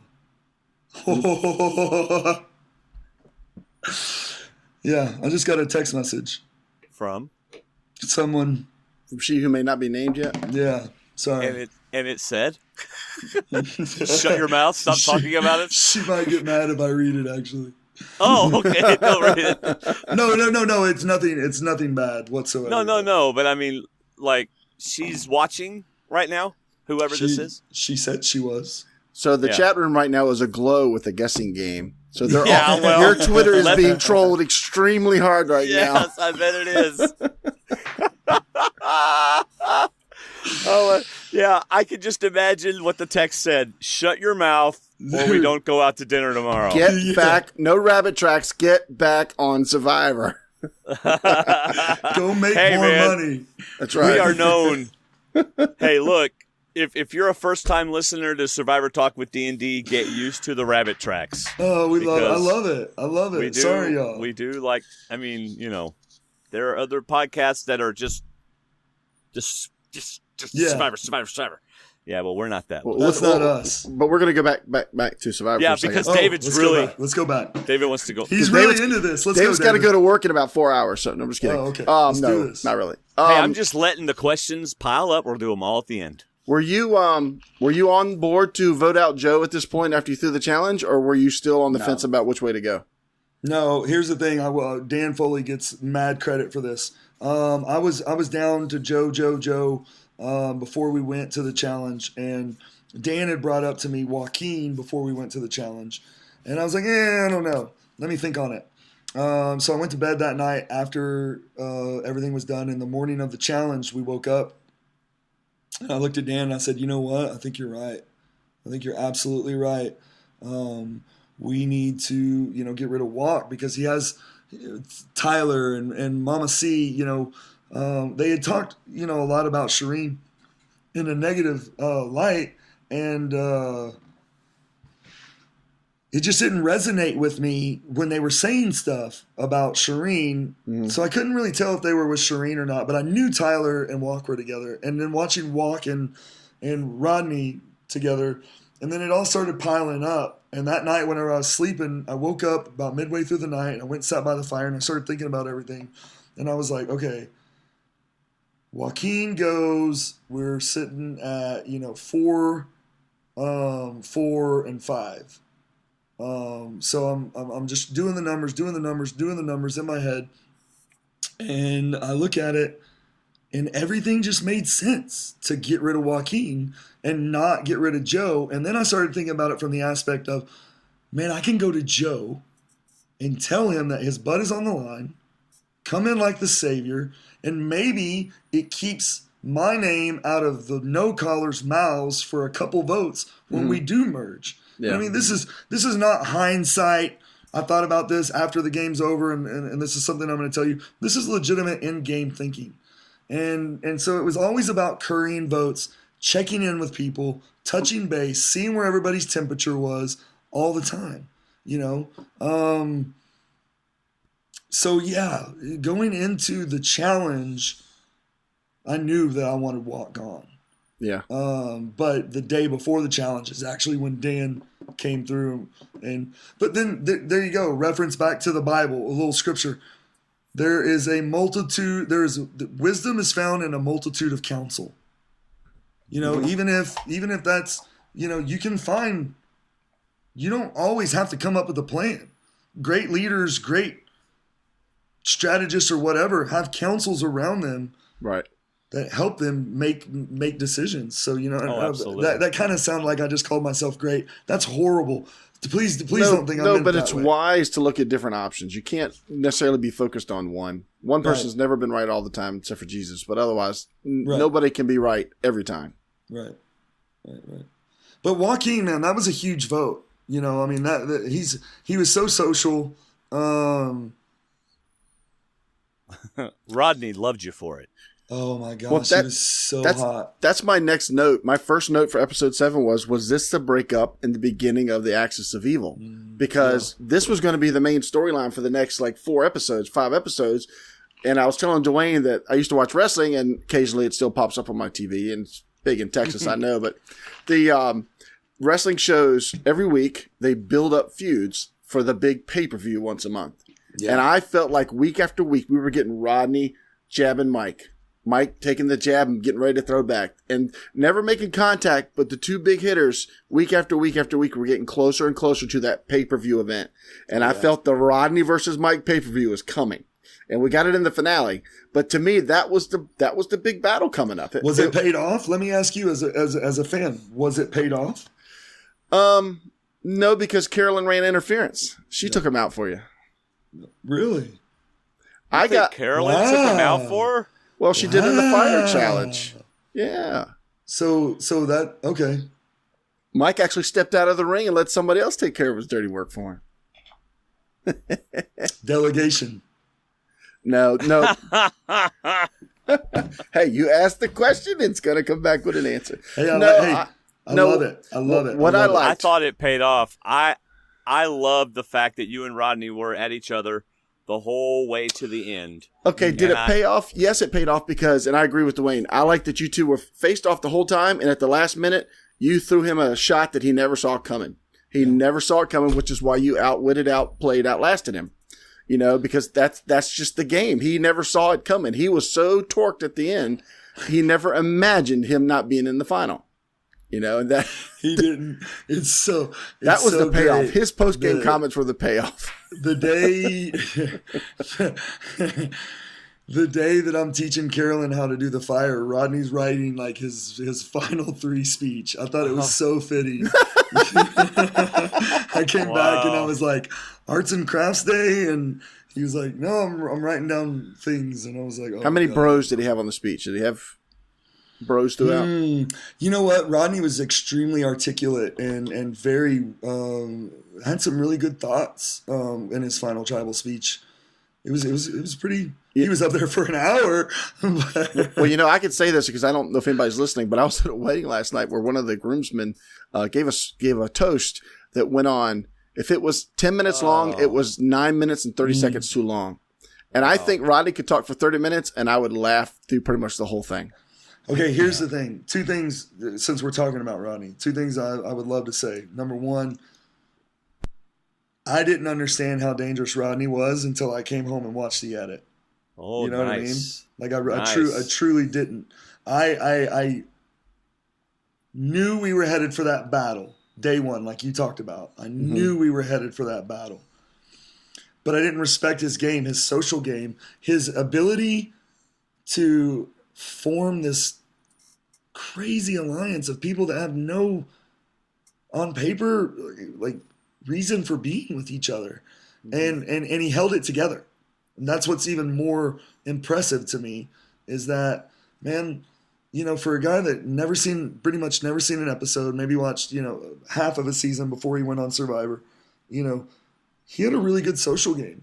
So take nothing away from the kid.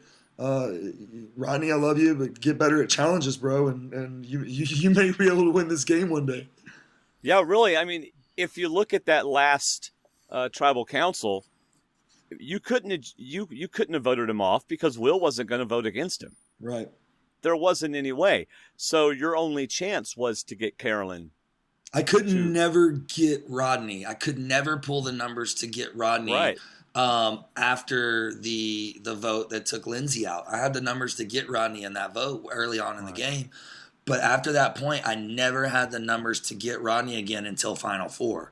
Right. And that was what was so huge about me, whatever you want to call it, turning Carolyn, pulling Carolyn into my alliance, because I needed one. I knew when we were at 6 that I needed one, and I didn't know who I was going to get, but I finally ended up getting Carolyn, and she voted with me the rest of the game, you know? So... yeah. Oh, I got questions further down the road about stuff like that. Yeah. But before we get there, did you ever consider splitting votes when you had 8 votes to save Kelly that would have saved Kelly that night? That never came out? No, I mean, it came up, but we couldn't trust, or I couldn't trust Will's vote. That's true. I got you. So I wasn't willing to put a 4-4 and then it get, you know, brought up like a 5-3, and Kelly or me end up going home in that case. You know, I actually, that vote, that was where, you know, there was about 6 days where I was just everywhere I turned, man. I was just running into a wall with my own strategy. You know, throwing the challenge, then, you know, testing Will, changing the vote the night as we were going from, it was going to be Haley, changing it from Haley to Jen because of how well Jen performed in that poll challenge. You know, those little 3 or 4 days, whatever that was, and then the auction right after, those 4 or 5 days right there. Dude, I don't know if I lost my mind. No, I didn't. It just, you know, there were plans that I was making, and sometimes they worked and sometimes they didn't. But the great thing about Survivor is if you can last 3 more days, then you got 3 more days to make repairs to your game. Yeah. Right. Yeah. Absolutely. And that's one thing I noted between you and Tony that I thought was identical in your successful strategy is that you guys were nonstop. Even when you were by yourself and had the immunity necklace, you still were playing. You still were trying to work the numbers in your favor. You're still trying to work to that end game. You know, having the necklace after the challenge, going into a tribal council, gave you the opportunity to look past that tribal council at the final one. You know, how can I get these votes in my way? Who can I mess with to get these people out that I don't want sitting with me at the end? So I felt that way about you and Tony, that you guys were hustlers. You just played till the end of the game and you never stopped playing. But that's what you got to do.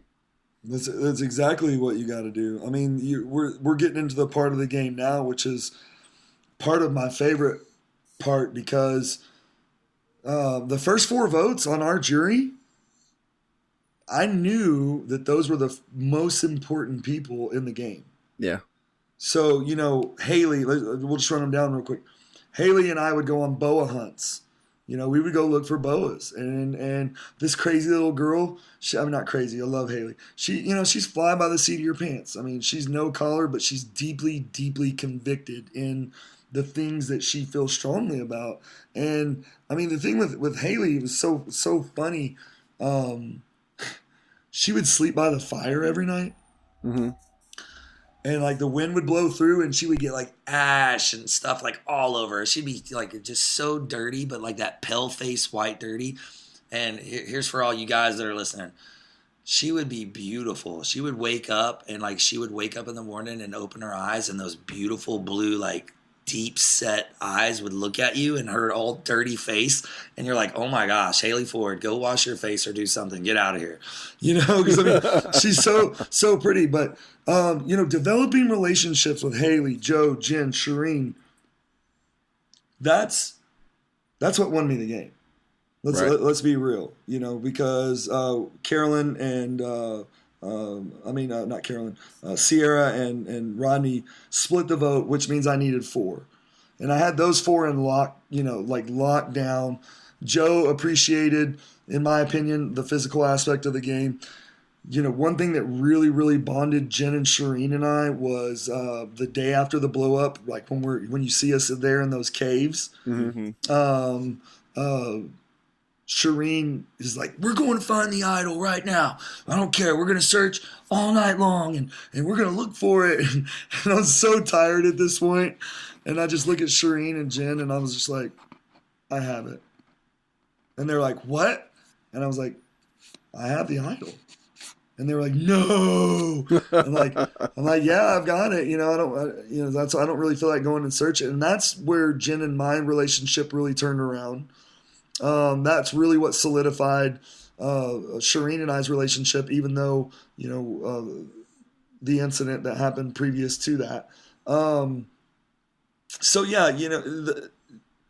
Going to play the game of Survivor, if you're not thinking about jury votes when the jury starts, then you are failing. You're failing to plan, which means you're planning to fail. That's right. And see, that's where I think Dan was unfortunately completely wrong.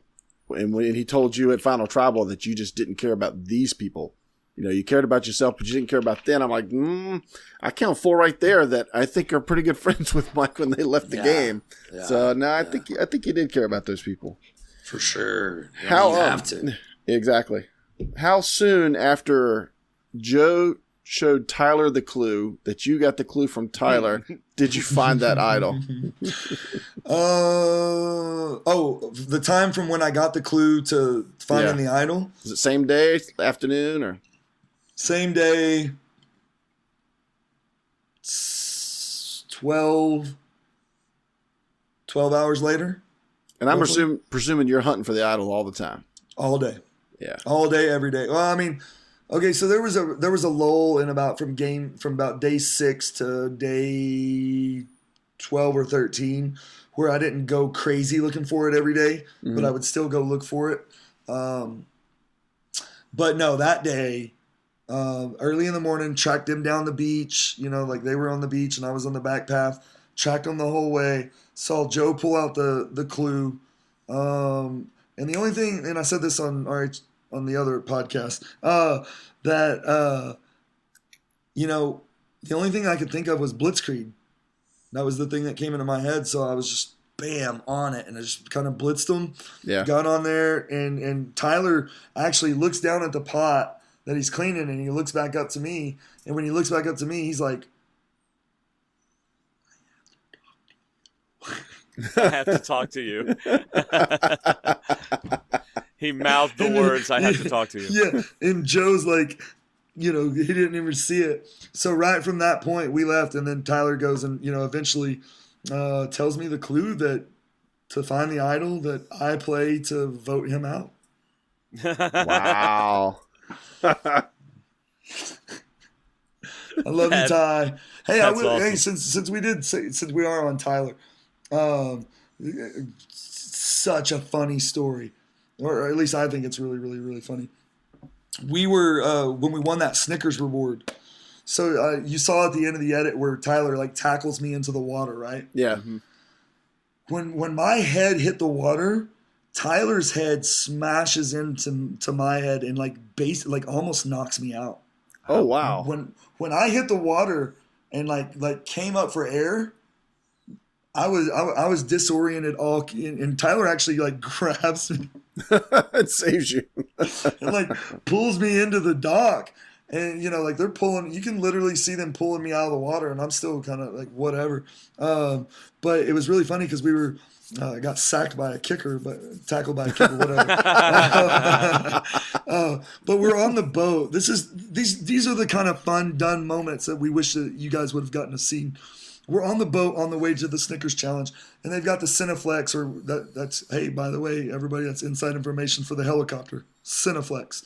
So they have the helicopter come flying by, which you're not supposed to look at or wave at, and Tyler and I get up at the end of the boat, and we're doing the Titanic, like, oh. Nice. Yes. And I mean, it's the most homoerotic thing that you've ever seen in your entire life, and neither one of us are of that way. But it was, it's just so much fun being a kid, being dumb, having a good time, and really, really wish that more of that would have gotten seen, more of the gameplay would have gotten seen, But hey, we signed contracts that said, show whatever you want to show. Yeah. And they tell the story they want to tell. And they're really, really good at it. Take nothing away from that.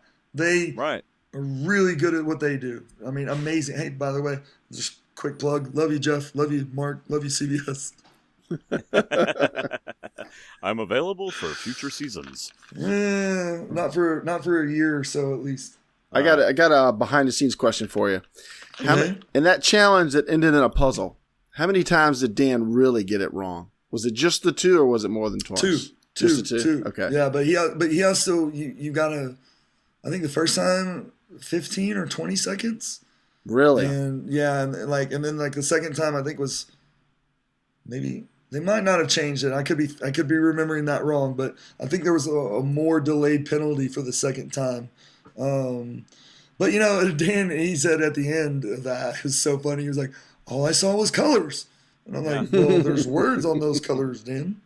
Well, what do you mean a delayed penalty? He got delayed from restarting? Yeah. Like before he could touch his puzzle again, he had like a 15-second penalty. Oh wow. That he had to serve. So yeah, that was a fun. By the way, I've really practiced slide puzzles since I've been home. Yeah. Seriously, I was so mad. Anyways, that's good. That was a fun challenge. So at the chocolate reward challenge, anybody slyly go looking for a clue? Oh, dude, we tore that whole place apart. I'm not joking. We were sitting down at the table and everything, and I was like, okay, guys, I can't handle this anymore. And they were like, what? And I got up and found this big bowl and just started pouring all of those M&Ms in this one bowl to see if clues were coming out. If you rewatch that episode, you'll see me when we walk up. Like, I take my hand and I rake all the candy bars down into like one pile to see if there's a clue in there. Yeah. You know what I mean? Like, that's actually in the edit. I was looking for somebody to go, I want this one. No, this one. No, this one. No, this one. Dude, I went anytime I was anywhere that there was possibly a clue, like Final 3 or the helicopter deal. I was always looking for clues, man. Right. When we won the sausage and the plant, right after the swap, when it was 6 guys, 1 girl. Dude, we go to pick up all the stuff. Look at what I go pick up. I go pick up the crate with everything in it. The whole way back, walking back to the van, I'm looking through this crate to see if there's a clue. I even walked by Dan, who's holding the tree plant, and I looked all the way through the tree as he's carrying it. Dude, Mama didn't raise no fool. In the game of Survivor that there's going to be a clue. You just keep looking. Yeah, that's right. Let's see. So after that episode 9, we're getting there. After episode 9, every individual challenge going forward is either Carolyn or you. After episode 9, Carolyn gets 2 episode 9. Yes, individual ones, not groups, just individual ones. Just you, because Tyler won that one, so Joe got knocked out that episode, and then you get into episode 10, and that's where you appear, according to the edit, to overhear the axis of evil. I did overhear, and you say, what brings these people together? Well, if they all have the same target, if they all have the same enemy, the one strong person against them, that will bring different folks together. Yeah. Yep. Well, the thing with that whole alliance, Joe was still in the game when I actually overheard the very, very first conversation. Okay. And that conversation was between Carolyn and Rodney, I believe. 2 very soft-spoken people. Gotcha. Yeah. Well, it was. They were whispering. That was one key to my game, and I'm throwing this out there, and I'm sure people will really pay attention if I ever do get to play again to this. But I'd play possum a lot and act like people, like I couldn't hear people or I wasn't paying attention or something like that. And I was always paying attention, or trying to anyways, because the more information that you have in the game of Survivor, the stronger and smarter you are as a player. So you had like a mobile spy shack. You didn't just have one. You were all over the place. Yeah. I think people at some point in the game like legitimately just thought I went crazy. So at that point they were just like, well, we'll just talk around. Yeah, he's going home anyways. That's right. They got the straight jacket waiting for him at Tribal Council, bro. There's no way he's going to win 5 challenges. We'll get him out sooner or later. This guy. Hey, I accidentally missed a question that had to do with the throw in the challenge from Stephen Meatforth. He wrote, did the other tribe recognize you through the memory challenge for Kelly? No. Okay. No one knew that we actually threw it till I think there was like 6 or 7 people left in the game. And then Rodney told Carolyn, I'm like, Rodney, even though we're on the opposite sides of each other, that's not something you want to tell the jury or anybody that's going to possibly be on the jury. That's right. That's like a secret, bro. Oh, man. So funny. Oh, man. I forgot to ask you in the very beginning, since you were thinking the whole game, I'm sure, looking at your tribe, and anybody else, who was your initial final 3? Do you remember? Who's that? Kelly, Sierra, and myself. Okay. At this point, Kelly's gone. Joe just left. You're getting ready to go to auction. Do you have a mobile final 3? Is it flexible or? I see your wallet. It's my wallet. It's my Survivor auction wallet. It should still have some stuff in it.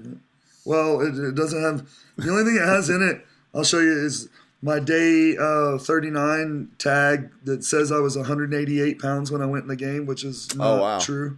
Not true. I went in the game at 215, but this was the game that what they actually did was this is like some different weight when we weighed in at some other time. Oh. But yeah, it's actually empty. There's nothing in it. But it's a cool little leather wallet. Nice. Yeah. So does that answer the question that you put on poundage before going on for good measure?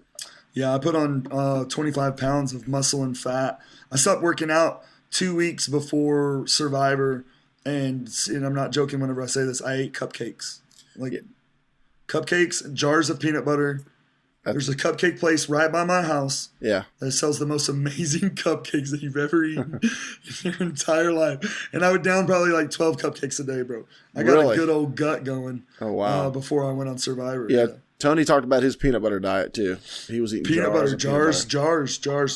Put it on, dude. It's good. It sticks to your bones. Just in case I have one at my desk right now. So anyway. Yeah. Hey, it fills you up. If you're hungry and don't want to eat something, just try a spoonful of that stuff. Are we gonna get into the auction part? That's next. Oh, let's do it. Let's do it. Let's see. Did I mess anything up just then? Okay. Nope, I hear you. You're fine. Okay, good. So you got that wallet and it's full of green, and you have no intentions of eating, do you? Not eating that day. Who else was not eating? If I remember, was it Carolyn and Dan? Carolyn, Dan, and oddly enough, Tyler saved all of his money because he thought after the advantage was going to be pushed out or put out that there was going to be something else. Yeah. So instead of throwing his money in the ringer for a 25% chance at the drawing the White Rock, he let us have it at 33% and kept his money for a cruise that he took his beautiful wife Jess on. Nice. After the game, yeah. So we get to the point where I'm glad he's getting rewards. Yeah, I'm glad glad Probst didn't say, all right, let's just forget the rest of the food, get right to it. He did do a few things. We got to see people eat a few things. Mr. Rodney, who never eats, got to eat a steak and some other stuff. Jen Brown was pissed. She was mad, y'all. At what? When we got back to camp, she was like, y'all know there was more food at the auction. Y'all run it for us because y'all were just trying to go for the advantage. There's nothing there for vegans to eat. She's not a vegan, but like she wanted some nachos or something like that. Yeah. And then I kicked over she had legitimately this much alcohol left in the bottom of her drink. And whenever something happened, I don't remember what it was. I think we were getting up for the letters or whatever. I kicked her drink over. Oh, yeah, that would make her mad. Dude, I never admitted to it until like the night she was going home when she was like, just write my name down. I was like, I kicked over your drink. She goes, I know. Well, can I still get your vote at Final Drop? We'll talk about that, how I locked that up later. Okay. Or we can talk about it now, whatever. Well, let's do the letters. Okay, let's do them. How did that go down? Did he answer Carolyn when she went up to get her money back? Did he make any comments there, or was it just left until you made a decision? Yeah, I think he just kind of sat there. He did say at one point, he was like, Mike, I don't know that I'm okay with this. Oh, really? Yeah. But, ultimately, we all know Jeff's the orchestrator of it. What he says goes. He's the end all say all, yep. And so I think if I would have ended up sticking with the strategy of taking the advantage and not the letters, I think he would have probably just let us do it. Yeah. You know what I mean? Like not let Carolyn have her money back because I spoke up and said something. But if I would have been quiet and not said anything, which that's not really in my character. Right. Yeah, I would have spoke up and said something. I think his hands would have been forced, tied, because in the game of Survivor, when do you get anything for free, let alone when you bought something and they're not going to give it back to you? I can't imagine. Well, if you could go back and do that moment again, what would you do different, or would you do anything different? Yeah, I would just not give my word, saying that I was not going to not do it. Yeah, because I would still pull. Yeah, I would still pull the same move. I feel like the strategy was strong with that move, but I couldn't get. I in that moment, I really, really, really did give my word to Dan. Yeah. That would be where I would change it. I would have never said, yeah, I'm going to do it. Hey, if you want your letter and that's that important to you, then, get the letter. I'm going for the advantage, Yeah. Of course, you didn't know you were going to win all but one challenge going forward. True story. But I also thought that advantage was going to be Tony's idol. I really did. The quote unquote Tyler Perry idol, which is Yule's idol. Yeah. It's just renamed. Horribly. Go ahead. Yeah, horribly. Exactly. I agree. Medina finds a hidden immunity idol. That's a movie. Medina plays Survivor. Go ahead. Medina goes to Survivor. That's right. No, can you imagine if she shows up on a reward? Yeah, you make. No, I'm just trying to think. You make plans in the game of Survivor, and I think it's a lot like life. You make plans, and sometimes they're a great plan, sometimes they're a bad plan. But you're left up to your own, devices to carry this plan out, whether it's a good plan or a bad plan. And I think the really, really big aspect of my game is that I was really able to rebound from mistakes.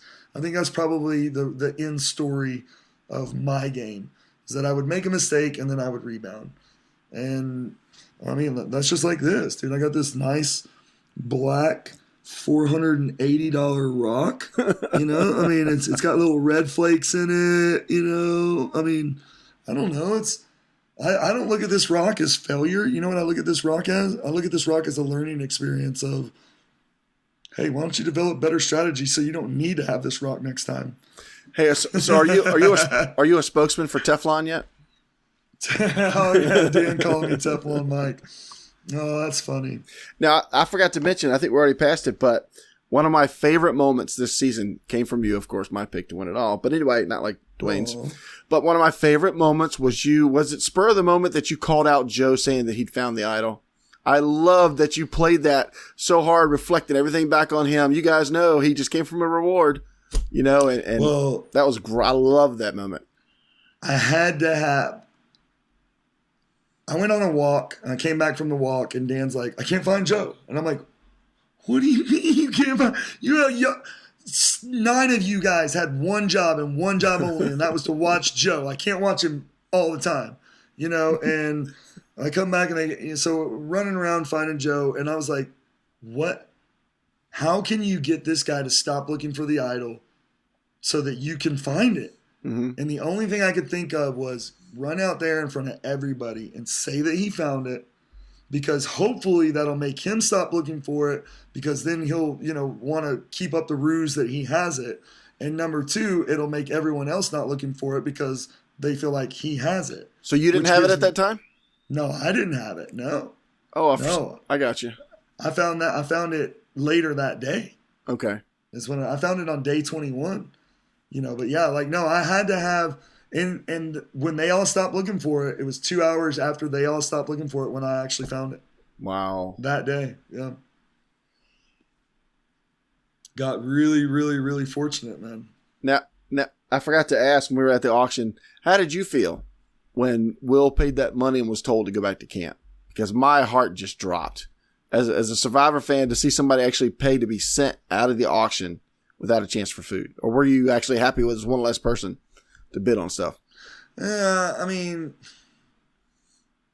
either way, it didn't matter to me because I had one focus, one goal in mind, and that was to get that advantage. Right. So I had gone into that mentally prepared to sit there and smell everyone else's food the whole time, watch them enjoy it, and get the advantage. I mean, that was the game plan going in, and I knew it, and I was starving. But I mean, it's 39 days. I can be hungry for 39 days. I can do anything for 39 days. If you're not completely 100% focused on winning in that prize, then you've already lost the game, in my opinion. Yeah, you got to be willing to suffer. I mean, that's what you're doing to play a game. It's a suffering game. It's not about being happy or being comfortable. It's about suffering. Well, there's a saying. Go ahead. Sorry.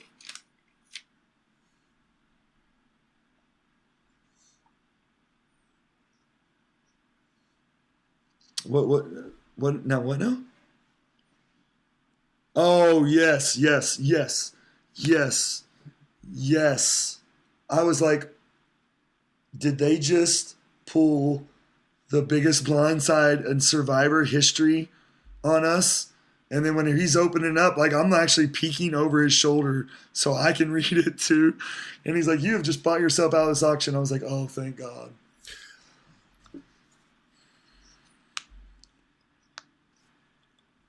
Which is a spectacular idea. Well, what I thought was ironic, what Will got, had he kept it to himself, could have actually been seen as an advantage that Probst was describing, because he said it's an advantage to give someone an advantage late in the game. Had he kept it all to himself, he's got food and electrolytes for the rest of the game. I mean, so that is a late game advantage. I'll just be honest with you guys, as nice as a person as I am or whatever, probably not sharing that. You know what I mean? Yeah. Probably. Because, I actually did buy it at the auction. It is for me. It's not something that I got, with a net, like it's a fish, and I'm going and hiding it, the fish, and cooking it by myself. It's not like that. It's not like community food. You guys all got a chance to eat at the auction. This is, I had to leave the auction. I didn't get my letters. This is my reward. I probably wouldn't have shared. I don't know. Maybe I would have, I might have went and prayed the next morning and God had been like, yo, you need to share that, or, sitting there or whatever. But, it's such a fine line, this game of being, selfish, being giving, being compassionate, being not hurtful, but abrasive. All of those things, negative and positive connotations in your life that you would do without thinking, have greater effect and consequences in the game of Survivor than just in your normal day life. So later in the game, you admit trying to stir up things when you're the Lone Ranger playing by yourself. Now, at this point, are you actually thinking that there might have been more in that reward for Will than what he brought out, or were you just looking to stir up? Because it's a great stir-up conversation. Oh, no, I thought there was way more food. Yeah. Like that cooler, when we found that cooler, I was like, bro, he did get sandwiches finally. Somebody. No, I was really. So y'all went and dug it up? Yeah, we walked right over to it. Okay, so another thing. During the day, some days you're just so bored because there's nothing to do. So we were like, let's go on a treasure hunt. Let's go on an adventure. And so we walked basically right over to it. We saw this little post laying on the ground. And we were like, no way. he just left this post sitting right here. Sure enough, he left it sitting right by the box. We dug it up and just left it uncovered. Like, we didn't even cover it back up. We just left it uncovered so somebody would walk by it and see it. I wonder why he reburied it. Yeah, I don't know. That's really strange. But no, that's all the food that he had. He was very generous with that. Thanks, Will. Yeah. How long did it last? Oh, Rodney had that stuff done in like half a day. I mean, don't get me wrong. We all ate it. But even Will, if Will came on here, he would tell you. He'd be like, yo, I had to tell Rodney to slow down. He was eating it every 2 seconds. It was just dumping in his mouth. I'm getting no rewards, bro. No rewards. I can't do Rodney. I try, but I can't do it. Oh, my gosh. He's great. So Much better than you do me, by the way. Amen to that. I'm thankful so far it hasn't come up. Good. Yes. But here we are at one of the most uncomfortable moments of the season. Do you remember how did that come about? How did that go down from your point of view? Well, so basically here's how it happened. We had left that thing uncovered. And so leaving it uncovered, Will and Sierra and Rodney went and found it. And once again, I'm going down along the back path, and I'm all hiding, like looking through trees, listening. And Will actually sees the camera crew or me, whatever, hiding out. And he's like, don't be a bee, Mike. Come out here or whatever. And so they dig up the thing, and they're walking down the. So he already knew at this point that y'all were talking about him not sharing everything? No. Oh, no. He didn't. No, he did. Yeah. Okay. Yeah, you're right. He did know. So they're coming back to camp, him and Rodney, and I ran back into camp real quick because Jen Brown had made popcorn, which is coconut that's burnt, and it kind of tastes like popcorn. It's awesome.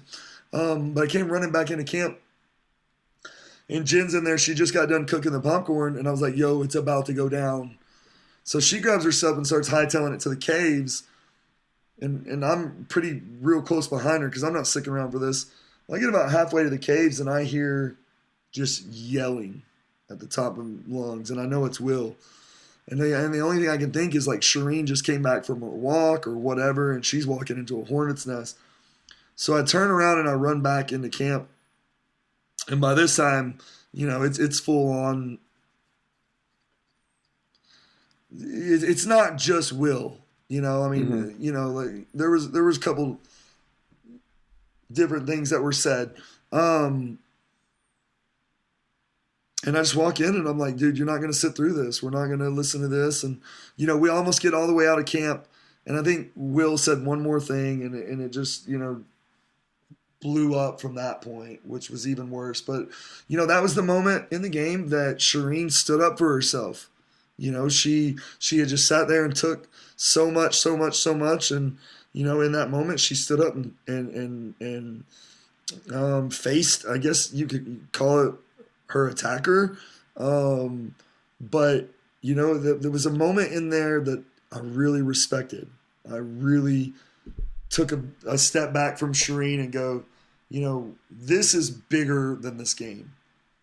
This is a love relationship that is forming between two people that should have no relationship in this world whatsoever to begin with. But, through circumstances and whatever, we're able to come together. And I love that girl, man. I love that girl so much. I hope she does so amazing on second chances. But, it was an ugly situation, not to glaze over the situation, but also not to give it as much time as, we've already seen about it as well. It's still an ongoing issue. I hope at one point in time that they can both get it resolved and that it can actually be a non-issue anymore. Mm-hmm. But, I'm coming from a very troubled past. I come from, being abused. I come from being sexually molested as a kid. I come from, getting beat up at school and bullied and stuff, But God, through his grace and mercy, has healed me from all of those things. But at the same time, like, it's my responsibility to stand up for injustice in situations. And that's a hot button issue for me because, growing up, it was It was tough. But, you know, coming to find Christ at 15 years old and then going through my teenage years and being angry about everything, and then really, really, really understanding the love of Christ and his forgiveness and forgiving those that did those things to me, man, it's been such a huge weight that was taken off my chest and freedom. You know, so much freedom, because bitterness only hurts one person, yourself. It doesn't hurt anybody else. So, I mean, if you're out there and you're listening to this and you got unforgiveness in your heart for somebody, you know what? It's probably a pride issue in you that you're not willing to forgive them.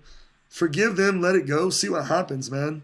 You know, because life's too short to hate anyone or to be bitter about anything. Sorry, I'll get off my soapbox. Apologize. No, that's what we talked about at the beginning about this little thing is not in the scope of life. This little thing is not worth holding on to. Agreed.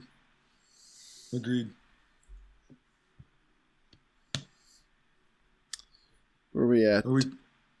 Hey, one real quick shout out though to Joe and his hidden immunity idol, fake hidden immunity idol. I am the only person that has this extremely unique distinction as a player, and I love this distinction. I have held Bob Crowley's fake hidden immunity idol in my hand, and I have held Joey Amazing's fake hidden immunity idol in my hand. And I have to tell you, Bob's was burned up, obviously, because Jeff threw it in the fire. But even if it wasn't, this idol made by this kid on the island was so sick. Even me having that clue that I showed you guys earlier and having the idol, I'm like, Jeff, can you just tell me real quick? You did it for Tony. Can you just tell me real quick that this is, you know, like a real idol or what, you know? But oh man, that was an intense moment. And him handing it to me at tribal council, you're just trying to put me on blast in front of everybody, right? So when did you see it first? Outside the tribal council or at tribal council? When he handed it to me, that was the very first time I saw it at tribal council as we walked in. So did you have a blink of a fantasy for a moment? I've got two idols on my pocket. I was feeling so much like James, the gravedigger. Love you, James, even though you're never going to see this. But love you. I don't see James as watching too many podcasts. Let's see. That was the last one that Jen goes after the auction episode. Ooh, Jen. Let's bring up Jen. Talk about Jen. How'd you like that vote? So one night we were sitting around this is really cool. I've not told anybody in the press this story, I don't believe. So you guys are getting the exclusive. So one night we're sitting around the camp and fire, and Jen and I are talking. And I was like, man, I'm going to go to tribal council in my underwear one night. And she's like, no, you won't. And I was like, Jen, I don't care. I mean, I'm on national TV already all the time in my underwear. And so we made a deal that night that if either one of us made the final tribal council, that we would drop trowel at final tribal. So, yeah, so she gets up to do her speech at final tribal. And, I mean, I stand up and just drop trowel in front of everybody, you know. I'm just sitting there.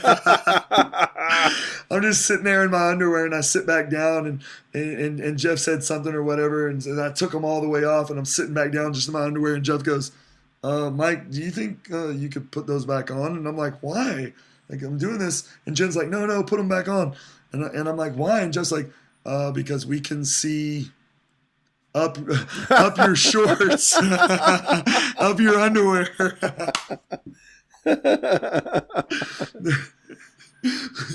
Please, that's 38-year-old man disgust. I'm 23-year-old hot mama. I don't need to see that. Yeah, so, you know, and Jen cracks up laughing, and before she goes on her, you know, speech, which we'll get into that in just 1 second, she laughs and she goes, you know, if you didn't have my vote before, you got it now. And then she turns to the jury and starts telling her jury speech. The really interesting thing about this was a year, like I said, whenever I was training and all this stuff, I prayed. I prayed specifically for my Spencer. And I even have told my friends that and everything. the exact same thing that Spencer did for Tony, Jen Brown did for me at that final tribal. Mm-hmm. And I can't overvalue it. Like, you know, being a Christian, the small things that you pray for, God hears. You know, I mean, this was, you know, years in the making that, you know, I mean, I prayed for this and it comes to life. And God bless Jen Brown for standing up for me in that moment. You know, there were a lot of people that I felt like I stood up for in the game. And there was only 2 that stood up for me. You know, it was 6 in the end that wrote my name down, but 2 in the game. You know, Jen and, of course, Shireen with her beautiful, beautiful speech, which is really strange. I watched it all over again today, and I know this sounds sappy and stupid, but I started crying all over again. You know, I mean, we have a love connection, that girl and I, that, you know, don't get it twisted. It's not a romantic thing, but we have a connection that we will always be bonded in life. And she and Jen taking that moment, stand up for me, means more to me than winning the game, honestly. All right, so this is a good time for this question. Yeah. All right, we're not talking about the finale back in LA, and take out your mom's visit. Okay. What was your favorite moment of the 39 days? If you can pick one. I'll let you pick 2 if you really have to. No, I already know it. Favorite moment was the orphanage reward. Being there with those kids. I love kids. Love kids. No, man. There was a moment. He was still playing during that helicopter ride. Look, Will, look out the window. Isn't this great, buddy? Yeah. We're on Survivor. Yeah. I know. Oh, she did? Oh, yeah.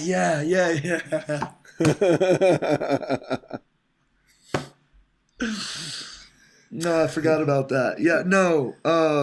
There was a moment that there was a 4-year-old kid there, 5-year-old boy, that I picked up and started, you know, dancing, doing a 2-step with. And, you know, our eyes locked, and it was a human moment. That's the only way I can describe it. Mm-hmm. And it was more real to me than a lot of moments in my life. That's going to go down as looking into his eyes. I see that kid's eyes almost every night whenever I go to bed, and that was such a crazy fun experience, such an awesome day, and just being able to be there and give back. I'm not just saying that to be cool or to make people think that, you know, more. That is what life's about. That's what this experience is about. This experience is about, you know, showing, you know, that you know, how God has blessed me in my life, but also to take time to give back to our community, give back to less fortunate people. And it was awesome. Awesome experience. That's awesome that your favorite moment in a 39-day game was a moment outside the game almost. It was you being able to step just for a moment outside the game after the hustle and bustle of 39 days, a moment that allows you to step out of it and really have a reality check. You know, just a life moment was your favorite moment of being in the game of Survivor. Yeah, that was definitely not only just my favorite moment, but a very growing moment as well. Did you get to teach him the happy dance? No, I just did. I taught him some 2-step, some Texas 2-step. All right. So from a high moment to a low moment, what was your least favorite moment of the 39 days?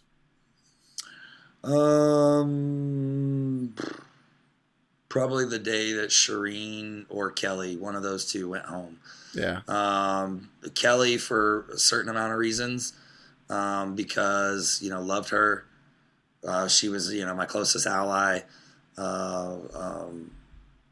great sounding board, friend, and confidant, partner in crime, if you will.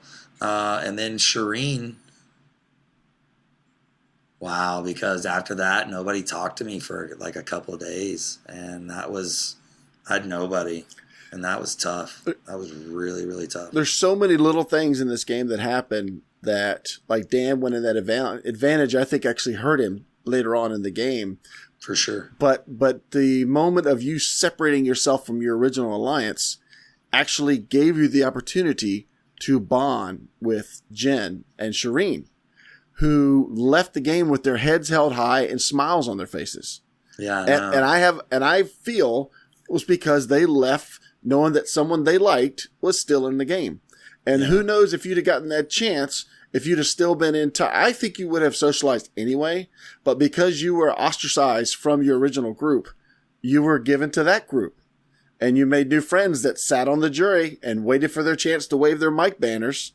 And it's so neat, that little thing. I love seeing those little things in Survivor that just flip the whole game on its head. And that was, to me, a great edit part. I give them a lot of credit for that edit, that they showed that. They showed the transformation, that every step you went through to get to that moment that lead to your win. Yeah, I mean, you're absolutely right. I knew at a certain point that I had to get away from Rodney. Because if I was going to be tied to Rodney all the way to the end, I didn't want it to be seen as he was playing my game or I was playing his game. I wanted it to be seen that you don't ever want to sit at the end with somebody that played a similar game. Right. Because then the people have to decide who played the better of the similar game. Not that he played a similar game than I did, but he started off the same place that I was. He was a hustler. He's definitely an alpha male. Mm-hmm. But there just had to be some separation in between us. And I thought he played an aggressive game. I just didn't think his batting average was very high. I didn't think a lot of his stuff came to fruition. So he went up to bat a lot, but just didn't make a whole lot of contact. And you went up there by yourself with nobody batting behind you and just kept hitting home runs. So, I'm walking. Yeah, we're getting a tour of Mike's house right now. Yeah. Oh, look at this. My best friend made this awesome hat rack thing. I wish it would be a little bit. Wow. I'm gonna look at the front yard for a second while we're talking. Okay. Oh boy, is the shelter out there that you bought or brought home? Is code for 10-1, and 10-1 means you're peeing. Okay. So you're actually getting a live exclusive of me.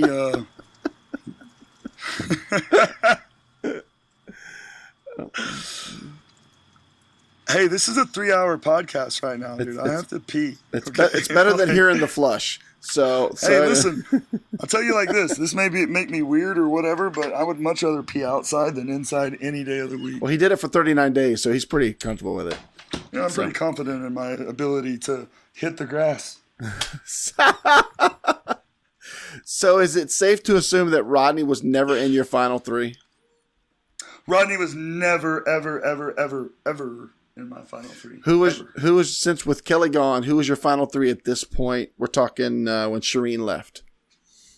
Dan, Sierra, and me, because I was still blue collar. Yeah. But yeah, that was my final three. What am I looking for? Oh yeah, dude, I got to show you guys something.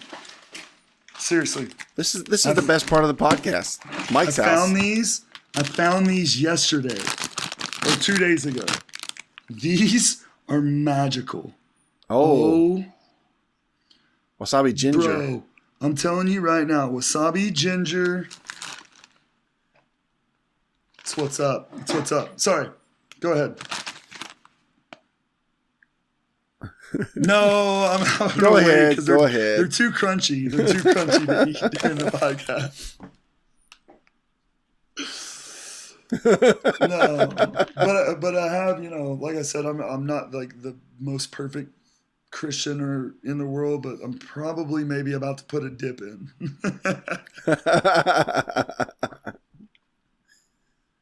So yeah, I work in the oil and gas industry, man. We dip snuff. Sorry. So just to confirm, you had never had any intention of playing your idol for Shireen. Never. Yeah, obviously, just confirming. You can't always protect everybody, even if you want to. With Shireen, there was a limitation of how far I could actually protect her and take her in the game. Because if I use that idol that night for her, then I am unprotected the very next tribal council, and I go home. Right. Which I didn't really feel like going home. Like Joe said when he was walking out, I'm not really ready to go home yet. And as funny as it was, I think that actually earned you more points with Shireen. She respected the fact that you were going to stay in with all the armor you could have. Yep. So. No, well, yeah. I told Shireen, this is really funny. I told Shireen going into that, I was like, listen, I'm not going to tell you what's going to happen at Tribal tonight. But she knew I had the idol. Mm-hmm. I said, but be ready for something to happen because I need a genuine reaction out of you. That's why I'm not telling you what it is. But she knew. She's smart. I mean, come on. This girl went to Brown University. She developed Google Calendar. You know what I mean? This girl's smart. So, I mean, she figured it out. And I love her skipping to the voting urn. You know what I mean? Like, she's just like, oh. I mean, that's Shireen. You know, she's so quirky and cagey that if she is able to control her fandom, control the little nuances of being annoying that I think that she really, really learned in this season, mm-hmm. she could go really, really deep in this next season because I think the guys are going to – if I was drafting for this season, I would draft all girls. That would be my – I think a girl wins this next season. Yeah. I don't know I want to talk about that in a few minutes because I got similar thoughts on that too. Let's see, where are we at? How frustrating was it that Dan and Sierra wouldn't listen to you when you were trying to tell them what was going on? It's like you're a cop and you're sitting at this stop sign and you see people just keep rolling through the stop sign and you're like, yeah, you know what? I'm going to let them go. But then there's this one punk kid that's blaring his music and he rolls through the stop sign and does everything that everybody else does. And you just go and pop him.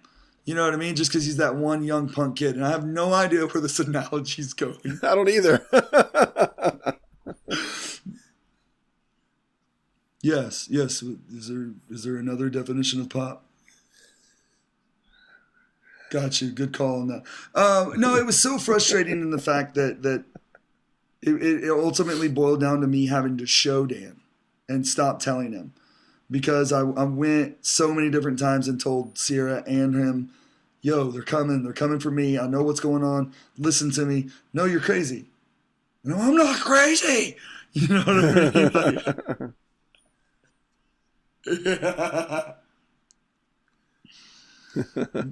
No, I love it. I'll come over and rub them for you. Don't worry about it.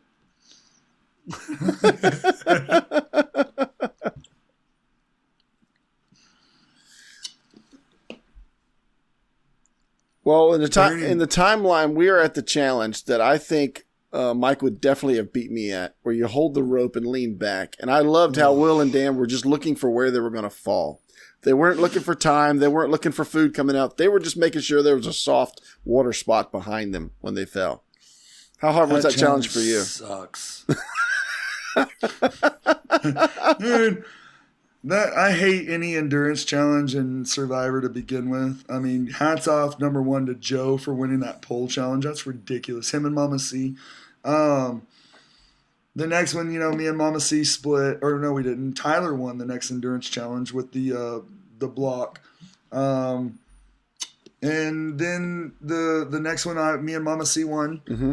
The grip of the weight, that one is so dumb because I'm not going to make excuses. Mama C, you are a stud.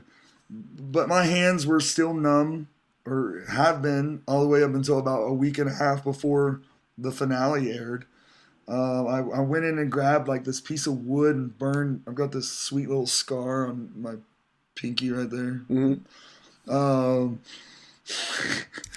So here's all the excuses of why I didn't win, other than Mama C is a beast, especially at that challenge. I mean, for real. I couldn't have even had my hands been good and my strength been good and been fed and all that, she still would have beat me. That's such a tough challenge. Hate it. She's a fit bit as it is, but I mean those challenges are perfect for I call that the Monica Culpepper challenge. I mean that's just for a woman. And you look at Carolyn, she's built. I mean fit. I'll say fit. She is. You can tell she works out. You can tell she takes care of it, and she just dominated. Give her a lot of credit. Called her yoga lady. Her, Tyler, and Sierra and I were all in the first round of casting in April. Mm-hmm. So, I mean, you got 7th, you got 5th, you got 1st and 2nd, all in the same casting pool. Wow. You know, that's a pretty deep casting pool. And I mean, I started calling Mama C Yoga Lady over a year before I ever played the game with her, or 6 months before I ever played the game with her. Yeah. You know? And funny enough, this is the episode where they kind of brought Carolyn back into the game, other than being part of Rodney's axis. She wins, and then she makes the big move to join you and vote out Tyler. That was huge. We got a chance to talk to Tyler. Dwayne did, and I'm not sure I think he mentioned in that interview where it's kind of a toss up which way you can play, no matter how you want to play. You can play on the outside, or you can be the loud voice on the inside, so to speak. And he had talked about, with Rodney in the middle and so many characters in the middle, he felt like he could roam the outside and pick up the pieces and play from there out in. And it made sense, but it seemed like almost once you were ostracized, you were on the inside. Everybody was looking at you. He's target number one, and that's when people got to start picking off others. Did you think Carolyn? Well, of course you didn't think she did, because you wanted Tyler gone too. Well, I was going for Tyler way before anybody else was. Yeah. Tyler had this unique ability to point out your faults to everyone else in a way that it was like, oh my God, do you see him doing that? But not in a way where like he was tattletelling, in a way that people were like, oh my gosh, I do see him doing that. Oh, Tyler, how are we going to work this out? Yeah. Tyler was very, very smart in the game. He was just unwilling to take chances, and that's Tyler's biggest downfall in the game of Survivor. Getting Carolyn and Sierra. Here's the thing I don't understand. How does the guy that's on the bottom, that is on the outs, ostracized, how did the last 4 votes of the game, how does that guy get who he wants to go home every single vote? I don't understand. I'll never understand like why they just decided to vote with me and stuff. I mean, thank God they did, because I mean, ultimately you get Tyler out of the game, which was a competitor threat to beat me, and Sierra. I'm skipping Dan, I understand, but as far as challenge threats go, those are my 2 threats to keep me from winning the rest of the immunities. And you would think that the people would want to keep around someone that had a better chance of beating me in the end, but right. Well, I mean, yeah, I can see that. I could see getting rid of people that's obviously not themselves, but when you got a guy that's not going anywhere and you can affect the vote that way, as soon as you lose, they're safe again. So why not put themselves in a place where they're still safe by joining numbers? Because again, it's all about numbers. If you can get the numbers in the right way, you're going to come up with the right size. And why not join me and earn my jury vote for when you feel like I'm going to go anyways? And see, exactly. And that's to me why you put Carolyn in the fire challenge. Because if she loses, you get her jury vote because you did her a favor. You did her the only favor to keep her in the game. If she wins, she's still on the jury. I mean, she's still in the game. Absolutely right. But if she loses, she went out on her own because you didn't vote her out. She went out with an honorable way. You're trying to give her a chance to stay in the game, but you get her jury vote because you're almost pulling for Rodney, but you're not pulling for Rodney because you don't want Rodney at the end anyway. Right. So it's kind of a win-win for you. Total win-win for me in that situation. Plus, I get to expose the ineptness of the survival aspect of this game. Because rather, you want to. I respect that. I respect the survival aspect of this game.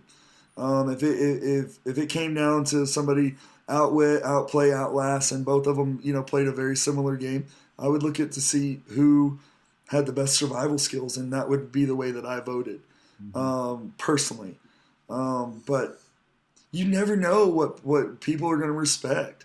Right. But I had told every single person that got voted out that I was not going to take Rodney to the end. Mm-hmm. So I thought that they would respect that more, that I stuck by my word and didn't just take the perceived GOAT all the way to the end, but I took stiffer competition a la Kobe. It just worked out for me this time. Right. It was just in the cards to work out. Right. Did you think Carolyn played a, not invisible, but a kind of behind-the-scenes game more than an overt game? Because your game was so overt for the last, 6 or 7 outs because you were alone and you were fighting by yourself. She was more buried in her axis of evil, I guess, to some degree. They were in a big group think. Take nothing away from Carolyn's game, but does Carolyn play her idol that night if I don't come up to her and tell her that she's going home? I don't know. Maybe she does. Maybe she sniffs it out. Mm-hmm. But I came up to her and said, you better play it for you or you better play it for C, because those boys, they're coming for you. You know? And I was right. All right, so if you don't make the final and it's Carolyn, Rodney, and Will, who are you voting for? Carolyn. See, I thought Carolyn played the second best game. She obviously didn't want to sit next to you, but strategy-wise, I don't know the whole social game that she played, but Survivor-wise and strategy-wise, I thought she kept putting herself in the best position to stay in the game. And that's why I thought she played the second best game. Yep. You are dead on. You were dead on. Joshua on our website asked this question, and I think I know the answer. Do you think Carolyn would have voted for you to leave if you had lost that final immunity? She better. Absolutely. Yep. Nobody sits with me. Nobody sits with me in the end of the game. I was told that at 9. Yeah. I was told that when there were 9 people left in the game, nobody wants to sit with you at the end. Yep. Yep. You know, which I wouldn't have wanted to sit with me at the end either, honestly. I mean, right. Yeah. Rodney wanted to sit with you at the end. Because he'd have beat you. He knows he'd have beat you. Well, I mean, hey, you know, he very possibly could have. No, I think Probst pretty much showed that would not have been the case. Yeah, I got something to tell y'all about that off the air, so afterwards. Yeah, you never. That's two things now off the air. Sorry. You never know in those situations. You know, I know that is absolutely true. One thing I would like to say, and this is tooting my own horn, but it's something that we're at the end of the podcast. Probably nobody's listening anyways at this point. I wrote this down. Why is being a challenge threat a bad way to win Survivor? A perceived challenge threat and winning, man, that's a really, really hard thing to do. Because look at my body type. Look at casting. Let's go from a casting point only. I'm coming into the game. I'm cast as a physical player. So right around the merge, I'm going to have very hard time to make it to the end. Mm-hmm. Mm-hmm. So was my strategy going into this game to win all the way? No, it wasn't. My strategy was to build a good alliance and stick with them and go all the way to the end. And, you know, the best man wins at the end. But I wasn't put in that situation. I was put in a situation where I had to fight for my life every single day. And it's just very interesting to me that people, they want to look at, oh, you just won challenges to win the game. Okay, that's fine if that's how you want to see it. But let's talk about the stigmata or the perception of a challenge threat actually winning the game. Right. It doesn't happen. And the reason it doesn't happen, Kimmy, first season, goes out and wins 4.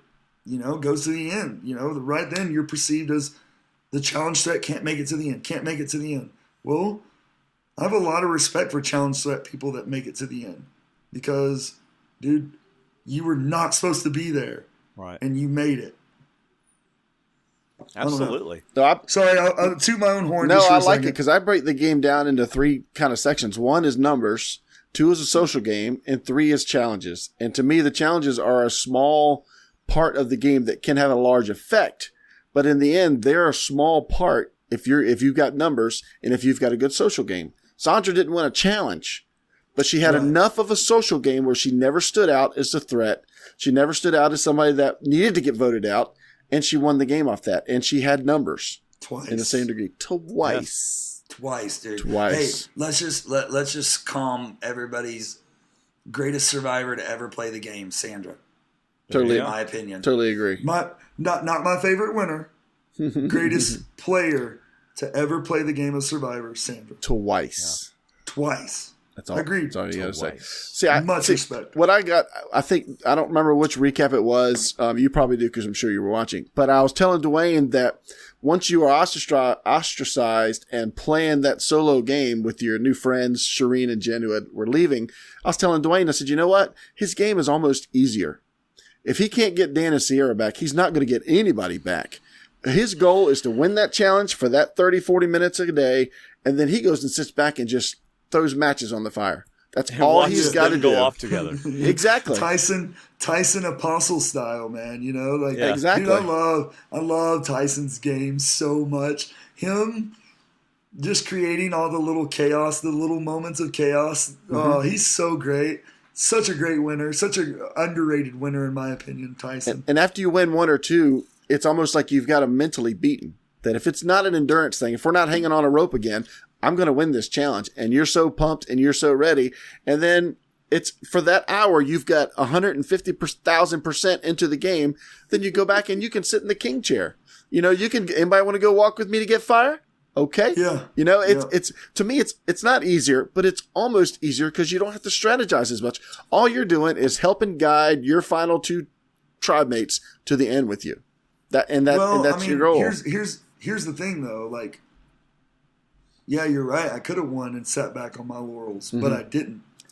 I scrambled more when I was safe than I scrambled when I was not safe. Yeah, well, that's what I was saying, where you played like Tony, where you still kept playing. You could have sat back and done nothing, but it allowed you to focus more. Once you had the necklace, you could focus more on getting your two mates to the end with you and causing the rest of them problems. Oh, I would take that knife and I would jab it in there real good and deep in that rib cage area when I won the immunity necklace and be like, hey, one of y'all is going home, yay. And who's it going to be? Because I'm sitting right here ready to talk to y'all. Who wants to hear what I have to say? You know? And like that night when I played my idol and we came back in the edit, I was like, 4 votes, y'all. Thanks. You know what I mean? It's just like, and I kept reiterating always. Y'all are not going to beat me. I'm going to win these challenges the rest of the way out. And I really do feel like mentally I beat them. And they were like, he's unbeatable. Right. You can't beat him. Okay, now what do we do? And you do that enough times. And I said this the next to last episode, playing to the jury. Another tip for you future survivors is every time that there's a jury member present, your argument in tribal council should be to that jury member of why everyone else around you sucks. Yep. You know, I mean, take those opportunities, those times. And so in that tribal, I go, if you outwit, if you outplay, if you outlast long enough, then you're sitting in the final 3, which is an actual backhanded compliment to my own game to the jury. Right. I think it was so bad that while y'all were at the challenges that you were about to win, they weren't even focused on the challenge. They were focused on how not to get voted out that night. You know, that's how much I think you got in their heads. They couldn't get them tongs together. They couldn't get the balance together. They're just thinking, how am I not going to get voted out? He's going to win. Yeah, but they all worked really well together at the Maze Challenge, bunch of jerks. Yeah. All right, so let's get to that finale. Yeah, let's do it. I personally hate immunity challenge advantages this late in the game. I really thought that advantage for you, somebody who's already good at challenges and so good that you're unfortunately with some that are not as good at challenges. He earned it. I'm not saying he didn't earn it. Straight point. I'm not saying he didn't earn it. I'm just saying that late in the game, you know, I just don't find it as a competitive fairness, so to speak. That's when it's most useful. That's why it's such an awesome reward. I agree with you completely, David. Ugh. It is too much of an advantage, too late in the game. But I agree with Dwayne on the simple fact that, they put that challenge out there for anyone to win. I just happened to win it. Okay, but on that side, I disagree with where it was in the game. But on the side that it was there, here's what I'd rather have seen. Okay. I would rather have seen your mom go out to the maze, study it, and come back and report it to you. That is a much, much fairer way to do that. I like when we put things on family members. Mm-hmm. Let them be a part of the game. I mean, she did her best. She walked you through it. I mean, it was so bad. You were standing at the idol saying, has anybody else found a medallion before I grab the necklace? I just want to make it semi-fair for editing. Editing's like, hold on, Mike, give us another 30 minutes. Let them find the second one. You know, it was almost that bad. I just thought it would have been neat that if she'd have gone out there and she had no paper, no pen, and just looked at it and studied it 30 minutes, and then she walks out and tells you everything she sees, instead of you physically walking out, putting your hands on things, getting to feel that there were actually double boards around the medallions instead of just single boards. And it almost bored the challenge. It's a great looking challenge, one of the best looking challenges out there. Oh my gosh! But we flew over that. We flew over it in the helicopter before you saw it. Nice. Before you did it. We obviously we couldn't see details. Yeah. But yeah, we flew over and got the aerial view of that challenge. Yeah. Me, Will, and Carolyn, and from the air, you guys saw it from the air in the air. Yeah. Oh yeah. From the air, John Kierhofer is one of my favorite people in the whole world that's not sucking kneecaps, that's not sucking up. The dude is a creative genius. John, if you ever listen to this, I love you, I love you, I love you. Seriously. Amazing. I agree, though. I don't agree with your point of getting the family members involved in challenges. They didn't sign up for this game. Mm-hmm. We did. So the onus should be upon us. There is a different way to do that challenge, I'm sure. Well, that wouldn't have made her participate in it, but it would have made her a part of it.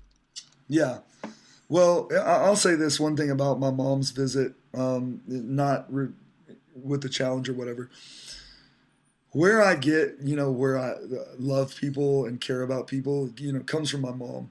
She came out there and she knew the story of everybody turning on me and going for me. But yet she still took the time, each person, to pull them aside, love on them, tell them stories that their families had said at dinner and stuff, and, related to everybody back home's fine and good.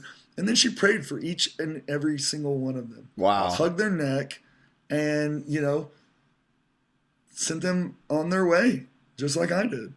So was That is really cool. Was she just there for the afternoon? Time with. Sorry. Go ahead.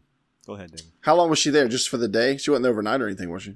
No, she was there all night. Oh, was she? My mom slept on the bamboo, which is the bamboo. We call it the bamboo.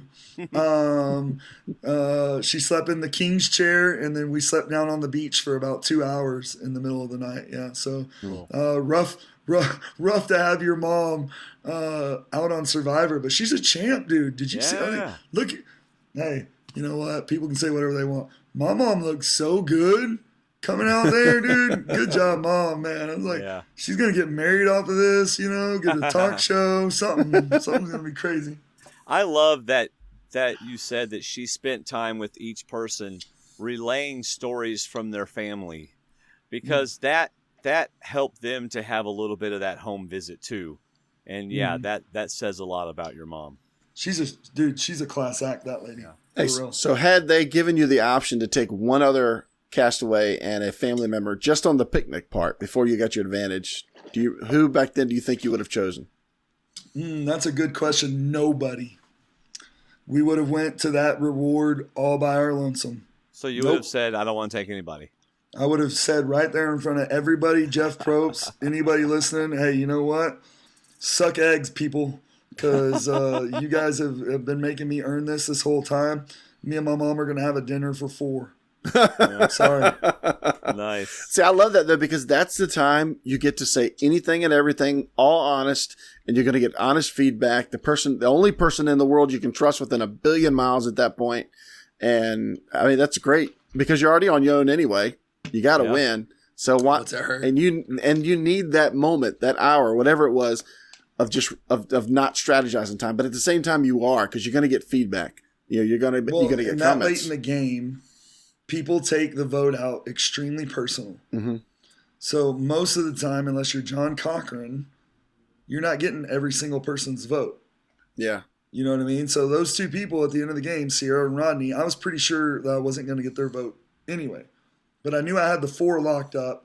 I figured Tyler would probably vote for me just because of the social aspect. I mean, just because of the challenges and Mama C turning on him so late in the game. Mm-hmm. So I mean, really, just those last 2 votes, I just had to be there. I just had to make it through them. Yeah, because I really felt like I'd won the game if I could just make it through those last 2 votes. Mm-hmm. And I ended up, skating by the skin of my teeth.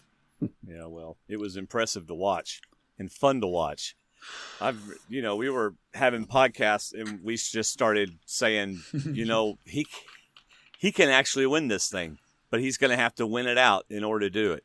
And you did it. It was great. It was and Dwayne finished every comment with, but I really don't want to listen to David being right. So Nah. At the end of all of it,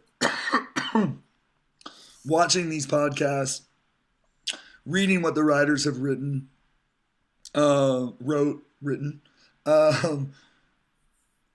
it was always fun to just be like, oh, guys, just hang on. Like, next episode's going to be so good. Just wait. Just wait, you know? And having that experience and that excitement and traveling all over the country, watching these episodes with past survivors and people that are on our cast. And so much fun. Living this experience, I feel like the Dirty 30 as a whole, we did it the right way. Yeah. We did it the way that I hope future casts see that you can play this game. You can go out there and play a cutthroat game, but be adults about it and walk away with strong relationships. Because you go through, I would never equate this to war, and thank you, men and women of our country that defend us every single day. But it's almost like that kind of bond when you come out of it. Because all you have is you guys, what you did on the show. Right. And then you have the whole world to rip you guys apart. And the great thing about the Dirty 30 and all of us is that we've kept these relationships strong. And we're going to continue to keep them strong. Right. Much further after this game's all said and done and over with. So why was Dan targeted when he was? Was it because of his advantage or just anything else? Well, I targeted Dan because of his stubbornness and his unwillingness to work with me again. After time and time and time again of going back to him and saying, "Hey, man, let's mend these relationships." The conversation at the very end, whenever Dan goes home, we started that conversation off badly together, and so it just escalated from there. But you know, it was like a breakup that was going over a 2-week period, and you saw the person every single day, and it was time for him to go. His advantage played a big part. I knew that he was coming for Carolyn or Sierra. I figured Carolyn had an idol. I didn't know, but I thought she did because she was the only one left that could possibly have it. Yeah. It was just the right time to get Dan. I wasn't going to vote Carolyn. I wasn't going to vote Will because I was going to take Will. I knew he couldn't win the game. So, yeah, in that moment, it was one of the blue collars that was going to go because they had turned their backs on me, and I'd worked something out with Sierra, so it just made sense to go with Dan, unknowingly that Sierra was not on board with my plan whatsoever. Sierra's the only person in this whole game that blindsided me. Yeah. Yeah. So, you know, good credit to her. I had a read on every single person in this game except for her, and she got me. But yeah, you know, there's a funny story about Sierra. We're laying in the not about Sierra, it's about me, but it affected Sierra. We're laying in the shelter one night, late in the game. Don't remember what day it is, but we're all in the shelter, and I'm sleeping, and I just feel this. Like somebody touched the top of my head and just went like that.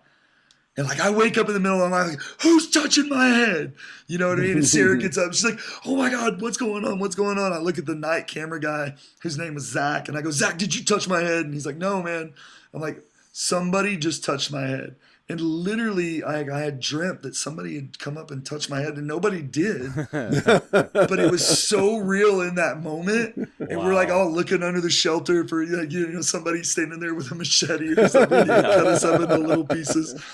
Oh gosh, that was so funny. But production saying, "Oh, day 37 paranoia. Here we go." yeah, exactly. It's just one of those things that you'll never forget in the game. That happens, you know, behind the scenes stuff that no one would ever know because it never made the edit. But just fun little stories like that. It's stuff I'll remember the rest of my life. Was there any stories or things you wanted to say about any of the players that you haven't gotten to say yet tonight? There's a funny Rodney in the very beginning of the game had these dog tags that it had his grandmother and his grandfather on it, who have since passed away, I believe. And one day we were in the water and we're all jumping around doing, you know, the stupid fun things in the water. And the poor kid lost these dog tags out on Survivor, you know. So I think he can get them remade, but No, I mean, I really respected Rodney's game after it was all said and done. Didn't respect it while it was happening. Right. I love all of these people. Each one of them brought a completely different aspect to this game, a completely honest aspect to this game. And I would like to, one thing that I felt like was a big part of my game is what I like to call the one-time shine alliance. And, I really got that from Rob and Eliza back in the day, watching them play. And it's utilizing people that are not in your alliance for a one vote to get out a common enemy. And it's such an under-strategized, underutilized tool to this game that Tony masterfully, oh my gosh, that guy never won a challenge or an immunity challenge either. Still, hands down, won that game. Yeah. That's great. So great to watch him play. Oh my! I cannot wait to play against Tony, with you, Tony. Whatever. I have been awe of that dude's game. It's so much fun to watch. But yeah, I got a text message just a minute ago from the girl. She's like, "Oh, this podcast is way too long. I'm getting in the bath." It is long. We're at 2:45. And we're almost there. So I think you said Sierra was a challenge threat elimination. I mean, more so than anything, because you wanted to take her, but at the same time, she was in your way of winning the last immunity challenges you had to get through. And she also betrayed me on the vote right before she went home. Yeah, that was the nail in her coffin, because I was really going to go Rodney that night. But the more and more I sat there and thought about it, the more it made more sense to get rid of Sierra, because she was close in the challenges. And also because I thought that if I got rid of her then, she could have 2 days to get over it, and maybe the people that are in the jury that are on my side would convince her to, go ahead and vote for me, which right. If she would have, statistically, your boy goes down as the greatest statistically to play the game, but she didn't. So Tom Westman, good job, buddy. Yeah. Were you worried at all if Rodney won the fire making challenge that he would get more votes than you thought he would? I really and truly making them do that fire challenge. I thought I thought I won the game. Yeah. I thought no one sitting at the end of the game was there that could challenge me. And that was the fun in making them make challenge. I mean, okay, our season, for as bad as everybody wants to say it was, or whatever their opinion on it was, we had more vote outs saved by idols than heroes versus villains. I think they had like 14, and we had like 17, something like that. I don't know, maybe 16 and 13. I can't remember the exact numbers. We had the only time that someone was in trouble, played an idol, saved themselves, and won the game.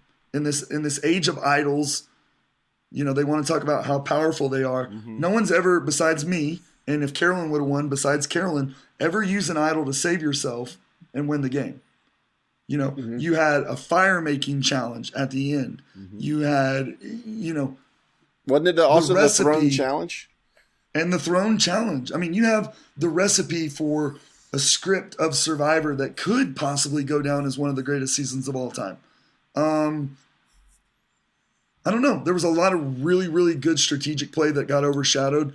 There was a lot, Yeah, Jeff Pittman brings up a lot of rules that you broke for winners in a really good article. I love that. He brought up so many rules that you broke that winners aren't supposed to do, and you broke 3 or 4 of them to get to the end, and that was awesome. Yeah. Well, that goes back to my Twitter handle. You can't do that, but I can. So shameless plug. Shameless plug. There you go. Yeah. So what did we miss with the jury speeches? Unless you got something before that, Dwayne, from you three. What did we miss from those? Were they just pretty redundant from what we were going to hear from the questions, or was there anything interesting? Haley had a really good question about being in an elevator with a writer. I mean, with a talent agent, producer, something like that. And you have to throw your script of your game in front of them. I didn't understand what she was saying because I was an idiot. Probably still am. But Jeff had to tell me, repurpose me and tell me what she was asking for. And ultimately I gave this long Lawn Ranger story. And, that was bad. I thought, I mean, it was pretty good representation, you know. I mean, everybody had a good question for everybody. The thing with me and Dan, he asked a way better question than they showed about, you know, like pick things from other people's games of why, you know, they deserve to win and you don't. That type of line of questioning, which is way better how he said it than I could ever say it. But you know, I knew going in to that final tribal that if I sat there and I threw the 5 immunities, playing my idol, you know, my relationship with everyone, that they wouldn't be received well. Mm-hmm. So going in, I knew that I needed to be humble. I knew that I needed to, you know, almost like Cochran did, like, yo, the gloves are off. Ask me whatever you want. I'm not going to lie to you. You know, I'll own my game. And ultimately, I think that, you know, 6 out of the 8 people respected my game. And for somebody who had no social game whatsoever in this game of Survivor, pulling 6 of the 8 votes is a pretty good indication of, you know, that dadgummit, people do like me. I wouldn't say you had no social game. Is that what you just said? You had no social game? Well, that's what a few writers and other people have said. I wouldn't say that I didn't have a social game, but other people have said it. Okay. Wow. Well, you started off the jury with your friends, so I thought that was pretty. And 2 of them you sent there with smiles on their faces. Right. Yeah. So. Right. Right. Yeah, I mean, it's the one last thing. I don't know if we're at that point. I think we're questions or something like that. But I would like to say, God played a huge part in my win in the game of Survivor. And if you subscribe to that thinking or not, you can choose to or not choose to. But I know what it meant to me to have, you know, my faith in him. Just the strength that I drew every day from my quiet time and my prayer time, being with him, you know, gave me a supernatural strength that a lot of people don't know how to tap into, which is really easy. All you have to do is say a prayer. But you know, it's something that's near and dear to my heart, always. And without God, there's no way I would have, you know, even number 1, had the chance to go on Survivor. Number 2, win. Yeah. You know. Well, good. All right, man. So, David, can we do kind of lightning round of questions? We'll keep them short. I'll keep short answers. All right. You want to do from them or just last ones of ours? I don't have any more, David. So if you have I just got a couple second chance questions. Ooh. Like, how far do you see Shireen getting? Winner. It's my winner pick. Really? 31. Yeah. What about Joe? And it's not just because we're friends. It's because I would really like to see her play from a position of power. Mm-hmm. I think that she's learned a lot, and I think that she can make the right alliances with the right people at the right time. And she's max free. And she's max free. There you go. Yes. Joe's going to be in the exact same position he was going into our season, unless he can somehow play the protector card, have an alliance of people that are weaker in challenges than him, and they know that they're weaker, but yet that he's going to go out and be the winner for that group of people to protect his group, which may allow him to get further enough in the game to where he can go on an immunity run as well. The thing that he's going to be in big trouble with is he's coming off of a season where he won 2 immunity challenges. You just saw the winner win 5. So the threat of the physical challenge is going to be ever present in this season. And you have a winner, not a winner, you have a guy on your season as well that has won 5 already. Yeah. So, there's going to be, the guys are going to be in trouble if the girls can even sniff it out. Because if the girls are smart, they get the numbers and they keep the numbers the rest of the game. Yeah. And you're sitting with 5 women in the end. I agree that we could be looking at a female winner because these guys are so challenge strong. This is such a strong group of challenge guys. They're just going to – who are they going to look at other than each other? And they're going to agree with the women to vote out this other challenge threat, so they get a better chance of winning challenges. It's just really set up that I think we could have a female winner. I hope we have a female winner. Unless it's Joe. Yeah. Unless Joe wins, I hope we have a female winner this season because, man, there are so many strong girls that have played this game, and there's so many strong girls on this cast that are coming up. I'm excited to watch. I really, really am. Yeah. All Go right, ahead, David. That was it. Go ahead, Dwayne. Start with your questions. All right.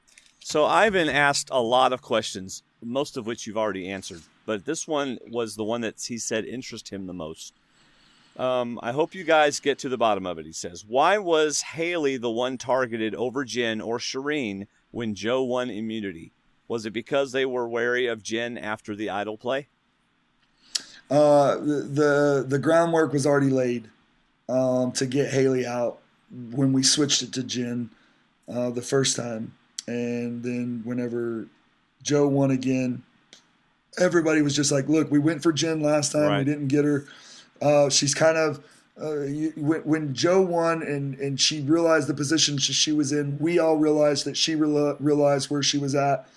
There was no reason at that point to get rid of Jen because we felt like she was probably either going to quit or just kind of stop playing the game altogether anyway. So Haley, in that particular vote, it was already set up for her to go home. We had already talked about Haley going home. It was just an easy vote, and we didn't think that Jen was going to continue to play as hard as she was in the first part of the game.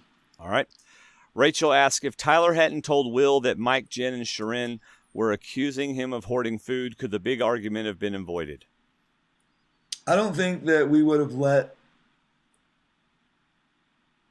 No, it would have happened. All right. Because we had told enough people at that time what we were doing, and we were trying to, or I was trying to stir up trouble. Right. Didn't expect it to go as far as it did, but no, it would have come out. It would have come out anyways. Okay. It was almost a backhanded strategic compliment that they were accusing him of keeping food. That's your boy Tyler calling right now. I wonder if he's listening. Should we pick it up? Should we answer Tyler's phone? Sure, call? answer it and put him on there. Go ahead. Tyler, hold on. Let's see. Tyler, Hey, bud. dude, you're on with D&D.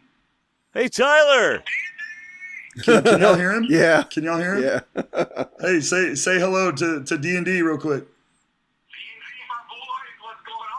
D&D, my boys, what's going on? He said, Tell him D&D, we my said- boys, what's going on? Tell him They we said said hello. Okay, I'll call you back, Ty. They can't hear a thing. No, I know. I'll call you back. Yeah, we can hear him, but he can't hear us because you got earphones in. All right, so we're going to honor the fact that we told people they could do hashtag STWDD. No, let's get, dude, I want to hear the questions from the people. Yeah. All right, so here we go. This is from Heather Marie. Hi, Mike. I'm a huge fan. My question is, would you change anything you did in the game? If so, what would it be? I think we go into like a butterfly effect here, and if we did change something, it changes the outcome of Right. the end of the game. The only thing I think I would have changed, as we've talked about it, was not giving my word to Dan and still doing the play, but not giving my word and going back on it. All right. This is from Friends for Life. What are you allowed to bring with you from home when being on Survivor? The pre-approved clothes that they give you and the shirt on your back whenever you walk out there. I brought a huge Texas flag like Colby did for my luxury item, but we were never afforded those luxury items. Oh, wow. Okay. And here's just a compliment. Massive Fish. If you were asked to come back, please do. You were a great player and made the season more enjoyable. Oh, thanks, Massive Fish. I appreciate it. Yep. That question's already been asked. Here's one. This is from Annie Armiger. What did you feel was your biggest strategical move in Survivor Worlds Apart? Biggest strategical move. Maybe just following Joe and Tyler, getting that clue to the idol, because ultimately that's what saved me and That's helped true. me go on and win the game. That's true. So I would have to say that would be a big strategic move. All right. I agree. Well, this is from It's Me, Candy Cane Swag. What was the hardest part? What was the hardest part about being shut out by everyone while on the island? I just read a tweet on my Twitter. I'm not going to. That's It is hashtag to you guys, but it is somebody that tweeted in about an earlier conversation that puts this big smile on my face. Anyways, What was the question? Sorry. I've already cleared it off. The hardest part about being alone. Yeah. What was the hardest part about being basically ostracized? The hardest part about that was I'm a very talkative individual. I like to talk, communicate with people, and being cut off, having that communication was the toughest part. All right. Raylyn Barber says, what challenge did you find the most challenging? LOL. Challenging would have been the slide. No. Yeah, probably the slide puzzle was extremely challenging because you had 3 different slides that you had to go through to get to the actual slide puzzle. Mm-hmm.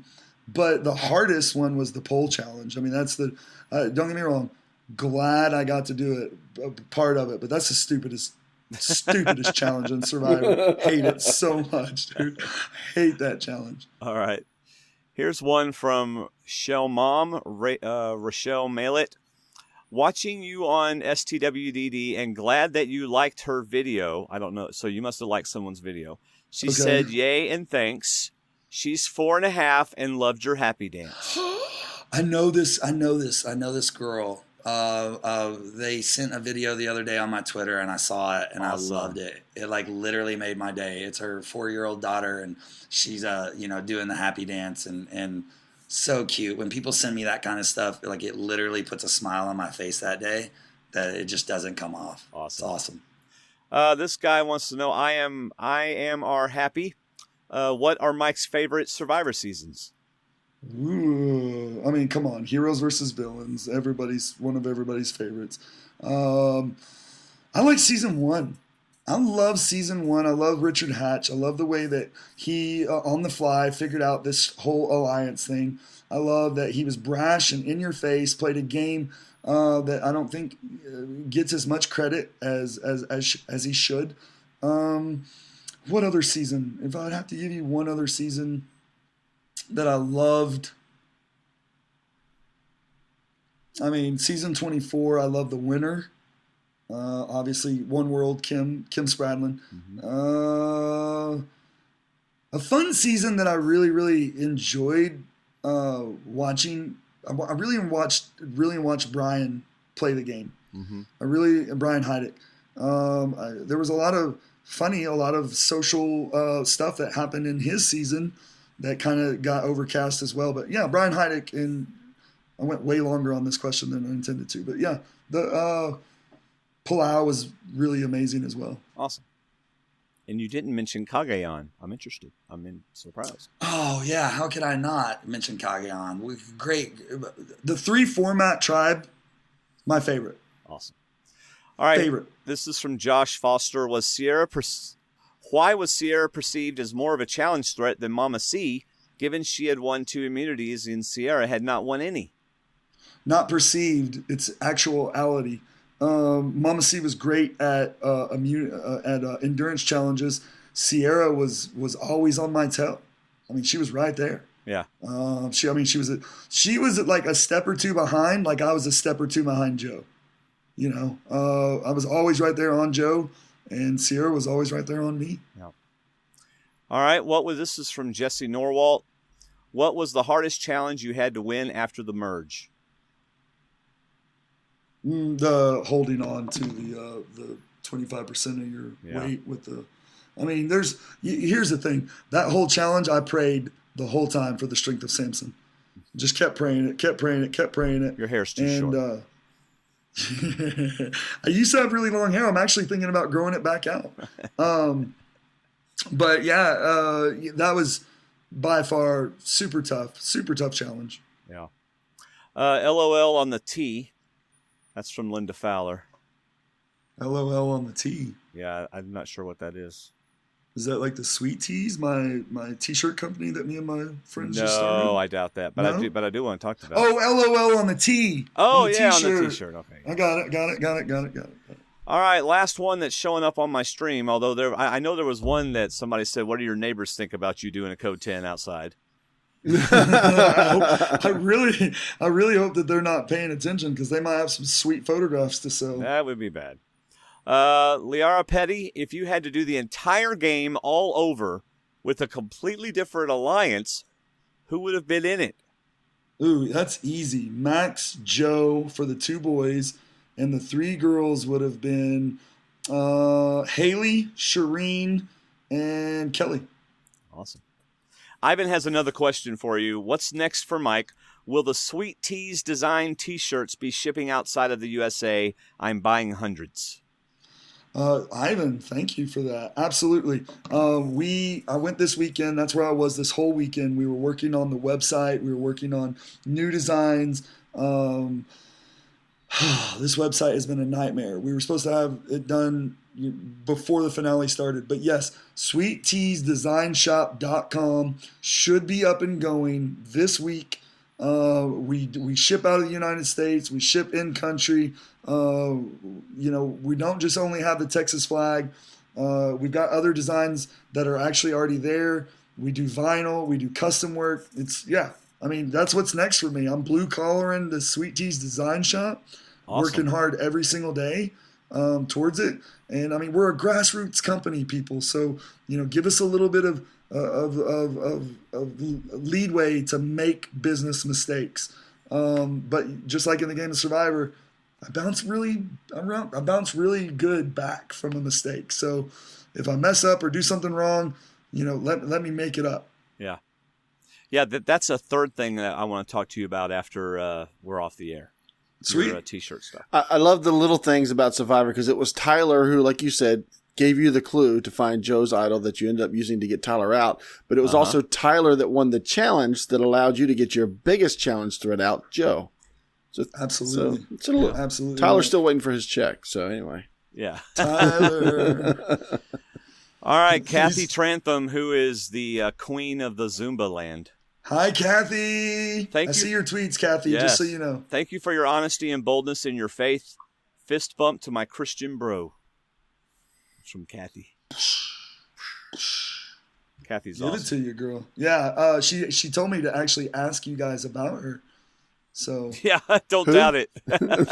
Who? Kathy who? Something about a water cooler. Who's Kathy? Yeah. Who's on first? Hey, somebody wants to know, I think Allison wants to know, what church do you go to in Texas? Right now I go to Gateway. Okay. I've been at my church at New Beginnings International Church for 18 years. My best friend is leaving to start his own ministry called Real Church. And it's just people being real, like you come into church in shorts and a t-shirt and, like who cares? We're real people helping out other real people. Yeah. But right now I've been attending Gateway. I'm not going to tell you which campus because I don't want you guys to come. You don't want them to come? Nice. No, I don't want them to come to find me. Right, come be, go listen to Jesus or the pastor, but don't come to find me. Yeah. Gateway's got a lot of great worship stuff on YouTube. Great. One of my really good friends named Eric Orson is one of the music pastors there. Yeah. And he is phenomenal along with Amber Rhodes. Yeah. So they are amazingly talented people. All right, so did you have any prepared questions for us tonight, 3 hours and 7 minutes in? I'm not sure if this is longer than our Tony podcast yet, so we got a few more minutes to go. Oh, I'm going to have to go back and watch the Tony podcast. Oh, that was good. Yeah. Dude, what in the world has happened to him, by the way? I would love to. Tony, if you ever watch this, call me, text me, follow me on Twitter. Let's DM, dude. Let's pregame alliances. No, I'm kidding. I don't pregame. Do alliances, but... Yeah, I would love to talk to Tony, man. He's such an interesting character. Questions for you guys. Only if you had them like written down or something. Well, no, I do feel like I have a question. You guys are big fans, and don't sugarcoat this.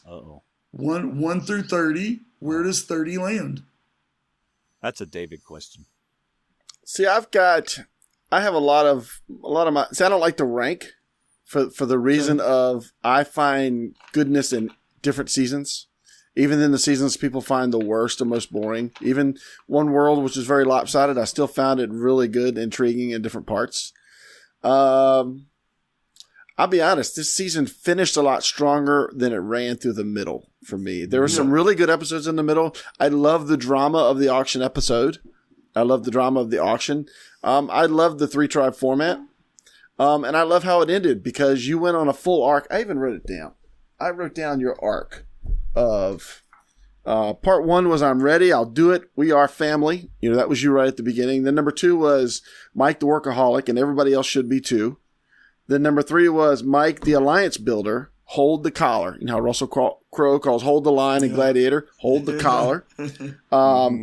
Cholera. And then number 4 was Mike the threat, a secret no more. And then part 5 was Mike on a mission alone.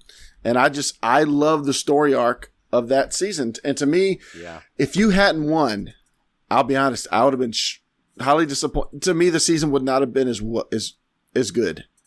And the fact that you won, and I don't care what the vote total was, I just like the fact that you got votes because of how you played. And it wasn't because they hated Will or they hated Carolyn. I felt that the majority of the votes you got, the votes you needed to win, were because of how you played, how you carried yourself, especially when you reached out to those who were also outcast, when you were outcasted. You know, I thought the story was good. I thought Rodney putting up a fight was good. I didn't think he landed any punches. I didn't think, or at least too many, but I found him actually, I underestimated him by far, you know, early in the season, and just getting to the end, he was much better to watch and enjoy. I even enjoyed Carolyn. I thought she was playing a very under-edited game. I thought she was much better. And even watching Ponderosa, we learned that Tyler was playing a much better game than he was getting credit for. Yeah. Such a good game he played. I mean, him and Rodney were the two for in that alliance, the Axis of Evil. They were the two bright spots. I mean, Rodney had this uncanny ability to make us all laugh all the time. Mm-hmm. And the guy could say the most outrageous thing and it'd be funny and enduring. You know, so yeah, I mean, it's such a fun, oh my gosh, such a fun experience. Yeah. I get so excited and giddy just thinking about, even if I wouldn't have won, just to play the game of Survivor, to be one of those 460 people that I've dreamt about for 15 years. I mean, it's so humbling, so awesome that you have a dream, and not only do you get to live it, but it's like the best dream. Mm-hmm. You know what I mean? It's like like you couldn't have dreamt a better scenario, because I mean, this was I'll say it once and I'll say it again and again and again. I prayed for such a hard season because I wanted to come out of the end of it going, yo, I went up against the best. Right. And I ended up winning, which, you know, thank God that's how it went. And well, that's what I liked about your story arc, is that you went through the different phases of the winners. You had the numbers, you lost the numbers, you won the challenges, you lost one challenge, but you got the idol, and just the way to play. You didn't sit back through the last third of the game with your minions and knock off people. You sat back alone and then just stepped in for it. Exactly. You fought towards the end, and that. I don't know. I would say I don't keep track of all the seasons to the point where I rank them, but definitely one of my more favorite seasons. I'll admit that. I won't say it was number one. I have like 5 number ones, so I don't know, but I would say one of my more favorite seasons. And I'll admit that getting to talk to some of the survivors this season and getting a few comments during the season just made it that much better. Oh, yeah. You know, I mean, talking to Scoopin after Philippines made Philippines even better than it was.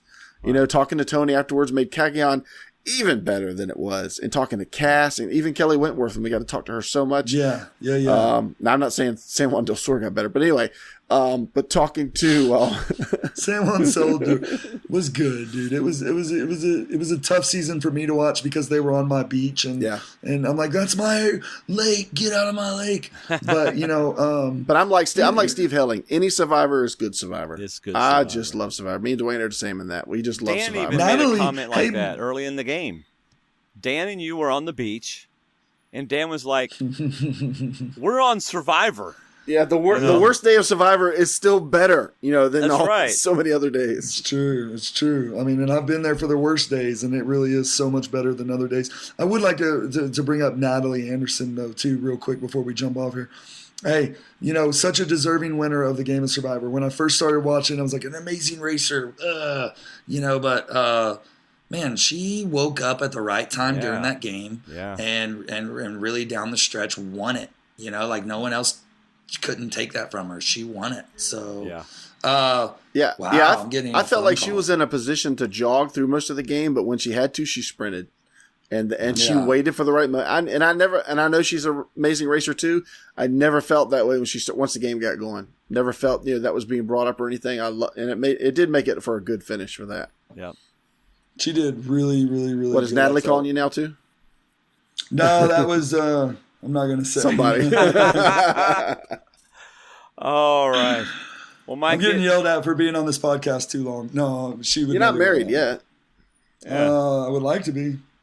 Well, I hope it hasn't felt too long for you, because we've really enjoyed the 3 hours and 15 minutes hanging with you. I loved it. And we still got off the air comments to share. So we still got a couple things to talk about. So hey, I tell you guys like this. One thing I love the game of Survivor. I love talking strategy. I love talking little nuances of the game because it can only make me a sharper player. Right. And so if I ever do get a chance to go back on and play again, I've got a few tricks up my sleeve that I have yet to share. Yeah. And man, we'll see what happens.